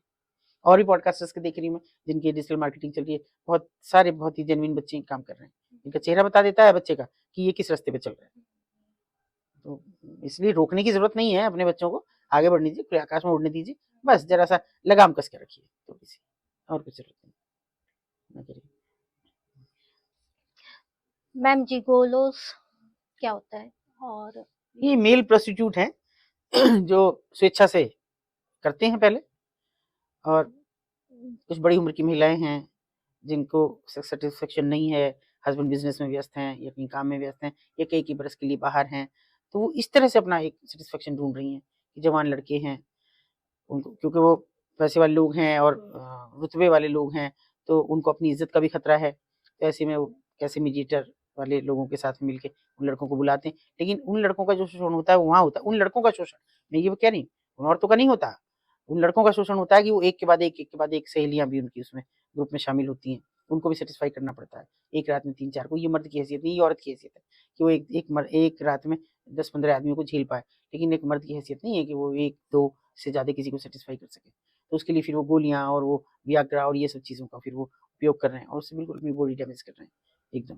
तो और लोगों को ऐतराज़ है मेरे ये कहने पे जिगोलो पे, अगर मेरे कहने पे ऐतराज़ है तो मेरे कहने के बाद 2 सीरीज़ आई हैं, उन्हें ज़रूर देख लें। सीए टॉपर और नवीन, आप उन्हें ज़रूर देख लें कि ये तो मैं तो बहुत बरसों से 2 साल हो गए मुझे कहते-कहते लोग, और ये अभी आई हैं सीरीज़ दोनों। तो हैं जिगोलो भी बनाए जा रहे हैं लड़के। एक बहुत पुरानी कोई मूवी थी शायद, तो उसमें या कहीं पे इस तरह का आया था। मेरे को नाम नहीं याद, मेरे को सन भी नहीं याद कि कब क्या है, पर ये कभी डिस्कशंस होते हैं तो हाँ, पता और चलती है जिगोलो चीजें। का है ये वही पैसा है, ये इजी मनी में जो फंस रहे हैं बच्चे, चाहे वो लड़के हों या लड़कियां। इजी मनी अर्निंग का जिस दिन उनके दिमाग से कॉन्सेप्ट निकल जाएगा, सारी चीजें सुविधाजनक हो जाएंगी। ये भी इजी मनी के कि एक रात का 50,000 दे रही हैं, दूसरी के पास जाऊंगा 50 वो देगी 1 लाख कमा ली। माँ बाप सोच रहे हैं बच्चे की बहुत बढ़िया नौकरी लगी, बड़ा पैसा कमा रहा है, घर बना रहा है, गाड़ी बंगला ले रहा है, सब चीज कर रहा है, लेकिन ये नहीं पता कि उसके पीछे वो उसकी मौत उसके धीरे धीरे नजदीक आ रही है तेजी से, क्योंकि बाद में ब्लैकमेलिंग भी शुरू होती है। एक लड़के ने मुझे कहा कि मेरी अब शादी नहीं होने देनी वो। मैंने कहा मूर्ख है तू, यूं कह रही तुम्हारी वीडियो वायरल कर देंगे। मैंने कहा तू बेवकूफ है क्या, तेरी वीडियो वायरल करेंगे उनकी हो जाएगी, और खतरा उन्हें है क्योंकि वो बड़े घरों की औरतें हैं, तू तो लड़का है निकल जाएगा, जा जा तेरी शादी नहीं होने की है, लेकिन उनका क्या होगा। तब उसको समझ में आया, उसने कहा नहीं, एक झटके से, मैंने छोड़ दे, एक झटके से छोड़ दे, शादी करने घर वाले कह दे मेरी नौकरी छूट गई, छोड़ दी इस बात। फिर वो कर पाए, वो तो कोई नहीं दिक्कत वो नहीं है, लेकिन सके मतलब वो नशा और वो सब चीजें छोड़ने में टाइम लगेगा बस। ये पैसा कमाने सारा ये जो पूरा, इसीलिए मैं सेक्स ट्रेड कह रही हूँ इसको, ये पूरा जो है व्यापार है, देही का व्यापार है पूरा, तो जहाँ पैसा कमाना है बस उन्हें केवल। इस फील्ड में भी क्या लड़के फंसते हैं या सिर्फ नहीं, पैसा पहले कमाने तो का स्वेच्छा से जाते हैं, पहले स्वेच्छा से जाते हैं, कोई नहीं फंसता, फंसाने वाला उनको फंसा रहा है क्योंकि रास्ता वो दे रहा है, डायरेक्टली थोड़ी जाने। वो है मसाज पार्लर वाले हैं, जिम है, जिनके जरिए जा रहा है यार कमाने कुछ पैसे, वहां चला जाए बस। तो उसके बाद वो चस्का लगता है, और चस्का लगने के बाद पैसे का लगता है, उसके बाद वो बर्बाद होते हैं। कोई सीमा नहीं है, 4-4 5-5 महिलाओं के साथ उनको सेक्स करना पड़े, कैसे करेंगे, तो बिना गोलियों के बिना कैसे जाएगा, ये स्थिति है। और इससे हमें सब, हम अगर अभी अभी तो ये बड़ी अच्छी बात है कि ये सब बातें पॉडकास्ट पे हो रही हैं, लोगों तक जा रही हैं, उनको समझ आना चाहिए कि अगर आज नहीं चेते तो देर हो जाएगी, अभी भी समय है, अपने बच्चों को संभालो, अपने बच्चों को रास्ता दिखाओ, वरना फिर बहुत देर हो जाएगी। गोलो वाले केसेस में कभी कोई लड़का जाके किसी पुलिस वाले को या किसी को ऐसे ना कंप्लेन कर ना, पाता है? आज तक भी नहीं की। वो तो एक तो अहम आता है, दूसरा बेइज्जती, वो तो तफरीक करेंगे उनकी, वो कोई सीरियस तो नहीं लेंगे, नहीं तो बदतमीजी से पेश आएंगे, पुलिस में तो जाएंगे ही नहीं, कभी नहीं जाएंगे। आपके पास कभी ब्रोथल्स में जो लेडीज होती हैं उनको बचाने के लिए कभी पुलिस या किसी ऐसे प्रशासन के किसी आदमी से पता चलता है? कभी भी नहीं, आज तक भी नहीं, आज तक भी नहीं ना, आज तक भी नहीं। समाज के लोगों ने बहुत सूचनाएं दी, दुकानदारों ने बहुत सूचनाएं दी, मगर और किसी नहीं, पुलिस का तो सवाल नहीं उठता, क्योंकि उनका खुद का हिस्सा होता है। बिल्कुल बिल्कुल, उनका तो मतलब ही नहीं है, तो उल्टा हमें ही झूठा साबित करते हैं। अरे कुछ नहीं है, किसने बता दिया मैडम, कुछ नहीं है, तो जब निकल आती है तब मुंह इतना सा हो जाता है। आप समाज को क्या मैसेज देना चाहोगे? देखो पहले तो मैं के लिए नहीं, उन औरतों के लिए नहीं है, उन औरतों के लिए कोई मैसेज नहीं है, वो तो फंस चुकी, लेकिन जो अब हमारा वर्तमान में समाज चल रहा है, मैं उनके लिए जरूर कहूंगी कि अपने माता पिता से बड़ा कोई हितैषी होता नहीं है। आपसे अगर कोई गलती भी हो जाती है, अपने माता पिता को जरूर बताएं, पिता को ना बता पाए डर लगे, माँ को बताएं। हाल तो आज के बच्चे डरते नहीं है, लेकिन फिर भी आप जरूर बताएं कि हमारे साथ ये गलती हो गई है, और इतना भी ना डरें कि जैसे वो मैं बिहार वाली बच्ची की बात कर रही हूँ कि वो गरीबी ने इतना डरा दिया कि वो बकरी बेच ली उन बच्चों ने, और फिर इतना डर गए कि घर से भाग गए। इतना भी ना करो, आज तक उस बच्ची का पता नहीं लग रहा कि कहाँ गई। बच्चे वापस आ गए, बेटे दोनों, और बेटी चली गई, 11 साल की बेटी है, आज तक नहीं मिल रही है, कुछ हो भी नहीं पा रहा है, और ऐसा मत करो, अपने माता पिता कुछ नहीं कहेंगे, एक बार डांटेंगे मार लेंगे तो क्या हो जाएगा। हमारे जमाने में तो इतना पिटते थे बच्चे, आज क्यों पिटने से आप इतना डर रहे हैं। माता पिता के प्यार में भी डांट में भी प्यार छिपा हुआ है। तो मैं तो अगली पीढ़ी को बस यही कहूंगी कि जैसी बची है वैसी की वैसी बचा लो ये दुनिया। अब भी अगर नहीं बचे तो बच्चों को बचाने वाला तुमको नहीं आएगा। और खास तौर पे मैं तो उन महिलाओं को तो मैं हमेशा ही कहती हूँ कि जो इस तरह के व्यापार में फंस चुकी, चाहे वो रेड लाइट एरिया की हो, चाहे स्पोर्ट्स सर्विसेज की हो, कि बस इतना सा कि उठो द्रौपदी शस्त्र उठाओ, अब कहना नहीं आएंगे। तो इतना ध्यान रखो, अपना शस्त्र तुम्हें खुद ही उठाने हैं। और सीखो अपनी जो शारीरिक बल की चीजें हैं उनको सीखो। मोबाइल से कैसे बचा जाए, बैग से कैसे बचा जाए, रास्ते में आप चल रहे हैं कोई आपके साथ कर रहा है, और किसी के भी बहकावे मत आओ। सोशल मीडिया फेक मीडिया है, इसके बहकावे में बिल्कुल मत आओ। कौन आपसे उस पर बता रहा है, क्या प्रोफाइल बता रहा है, उस प्रोफाइल पे कतई मत जाओ। जो सामने दिखे, जो माँ बाप करेंगे आपके लिए बुरा नहीं करेंगे। आप बेशक आप कुछ पसंद भी करती हो किसी को, तो माँ बाप से खुल के बताओ कि मैं इसको पसंद करती हूँ। अगर वो सही होगा तो आपके माँ बाप से मिलेगा, और अगर वो बदमाश होगा तो वो कहेगा नहीं पहले भाग के शादी कर लेते हैं, बाद में मिलेंगे। और बात कभी नहीं होती, कभी भी नहीं होती। तो बस मेरा इतना ही है कि बाद के लिए इंतजार में मत रहो। मैम, आपको कभी पुलिस से या किसी सरकार से तो कोई एड नहीं मिलता, पर क्या लोग आपकी मदद करते हैं? हाँ। जो लोगों को आप रेस्क्यू करवाते हो, हम्म। उनकी लाइफ के लिए, उनको आगे बढ़ने के लिए आप कैसे पैसा जुटा पाते हो? देखिए वो तो जनरली वैसे तो सरकार का दायित्व हो जाता है कि भी हम उन्हें एंटी ह्यूमन ट्रैफिकिंग थाने में देते हैं, वहां से उनकी शादी भी होती है, सारी उनकी दिक्कतें होती है। लेकिन जिन कुछ की शादियां हम भी कराते हैं, वो भी सुरक्षित, उनका बात तक भी हम फॉलो अप करते हैं। उनके बच्चों के लिए हमारे लिए हमेशा समस्या खड़ी रहती है कि बच्चों को पढ़ाते हैं, वो साफ मना कर देते हैं हमारे को इंटरेस्ट नहीं पढ़ाने में, पढ़ाते हो पढ़ा लो, ना पढ़ाते हो मत पढ़ाओ। तो उनके लिए हमें करते हैं लोग मदद। जैसे मैं बता रही थी कि एक मजदूर हमको 30 रुपए बिहार से भेजता है रोज, बिना नागा भेजता है, एक दिन भी कम नहीं करता है। 100 रुपए एक बच्ची भेजती है, एक लड़का भेजता है अभी, वो भी ट्यूशन पढ़ा रहा है। और मैंने बहुत मना किया उसे, कल भी शायद 12th किया उसने। तो मैंने कहा कल भी उसे, मैंने कहा बेटा तुम मत भेजो, तुम्हारा मुझे अभी अच्छा नहीं लग रहा है। बोले मैं अपनी किसी एक बहन के लिए दे रहा हूँ, आपके लिए नहीं। एक लड़की है जो लॉ कर रही है, बहुत गरीब है, अपने सर्वाइवल के लिए एक ब्यूटी पार्लर में आईब्रो बनाने का काम करती है। एक आईब्रो का पैसा का वादा हमसे कर रखा है, उसको लगातार भेजती है। ना हमने उसको देखा है कभी सोशल मीडिया पे, ना उसने हमें देखा होगा, चलो देखा होगा पॉडकास्ट देख के, लेकिन हमने उसकी कहीं फोटो भी नहीं देखी है। लेकिन वो बिना नागा दे रही है, मैं बहुत मना करती हूँ। तो ऐसे लोगों के कारण मेरे हौसला बना रहता है। और मतलब मैं सोचती हूँ कि और भी बहुत सारे ऐसे लोग हैं, ऐसे ही कोई पता नहीं कौन मुझे 100 रुपए भेजता है कभी कभी, ना नाम पता है मुझे, बस 100 रुपए आते हैं मेरे अकाउंट में, ना कोई बात नहीं हुई। तो ये लोग मेरी ताकत है, मेरा सिंबल। इतना गंदा हाँ और इतनी हाँ चीजें, इतना खराब माहौल माहौल, में भी, हाँ बिल्कुल। और और इतना वो गरीब आदमी, गरीबी में भी लोग मदद करते हैं। हाँ जी बिल्कुल। तो बस वही मेरे लिए काफी है, और इससे बड़ा कोई रिवार्ड भी नहीं है। हाँ। मेरे लिए इससे बड़ा कोई रिवार्ड नहीं है। एक बच्चे ने मुझे कहा कि मैं 1 रुपए रोज भेजूंगा, मेरे पास नहीं है इकट्ठा देने को। तो मैंने कहा बेटा जब हो जाए इकट्ठे तब दे देना, किसी गुल्लक में डाल लो।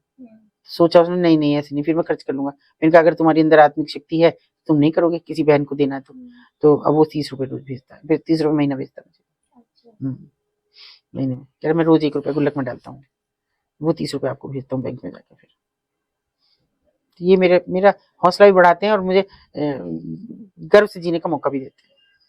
आपके साथ साथ उन लोगों को, उन बच्चों को, मैम आपका बहुत बहुत धन्यवाद, आप आज हमारे साथ आए और आपने एक उन बदनाम गलियों के बारे में बात की। उसके साथ साथ हम लोगों ने जाना कि सिर्फ वो गलियां नाम के लिए बदनाम है, पर जो सच्चाई है आजकल घर घर में, हर गली कूचे में ये सब हो रहा है। और अलग अलग तरीकों से, कभी एआई के जरिए, कभी एस्कॉर्ट्स के जरिए, कभी हनी ट्रैप, ये सब चीज़ों के बारे में हमें पता चला। इन सब बुराइयों के होते हुए भी आज की डेट में कुछ अच्छे लोग हैं, हाँ जो बिल्कुल। इस पे काम भी कर रहे हैं, आपका भी साथ दे रहे हैं। और हम अपनी जनता से भी कहना चाहेंगे, हम अपने ऑडियंस से भी ये कहना चाहेंगे कि कुछ समाज में ऐसी बुराइयां हैं जिन पे आप सीधे सीधे कुछ नहीं कर सकते, या कर भी सकते हैं तो बहुत सारे डर होते हैं कि समाज क्या कहेगा, लोग क्या कहेंगे। पर अगर आप किसी भी तरह से फाइनेंशियली आप सपोर्ट करना चाहें तो हम कॉन्टैक्ट डिटेल्स डालेंगे अपने डिस्क्रिप्शन बॉक्स में, प्लीज़ कॉन्टैक्ट कीजिए। और अगर आप नाम छुपा के किसी किसी ऐसी महिला के बारे में जानते हैं जिसको बचाना की ज़रूरत है, या उसके बच्चों को बचाने की ज़रूरत है, प्लीज़ आप कॉन्टैक्ट कीजिए मैम से, ज़रूर उस पर कुछ ना कुछ काम किया जाएगा। हमारी तरफ से शायद एक यही होगा बिल्कुल, कि अगर एक हाँ, लड़की भी बची तो बिल्कुल बहुत बड़ी आप बात तो बहुत जितना मानेंगे बिल्कुल मैं खुद को बहुत बिल्कुल बिल्कुल मानूंगी ब्लेस्ड कि हाँ मैं एक औरत होते हुए भी एक बिल्कुल स्त्री बिल्कुल होते हुए भी दूसरी स्त्री का कुछ हाँ फेस कर सके उसको। बिल्कुल जरूर थैंक यू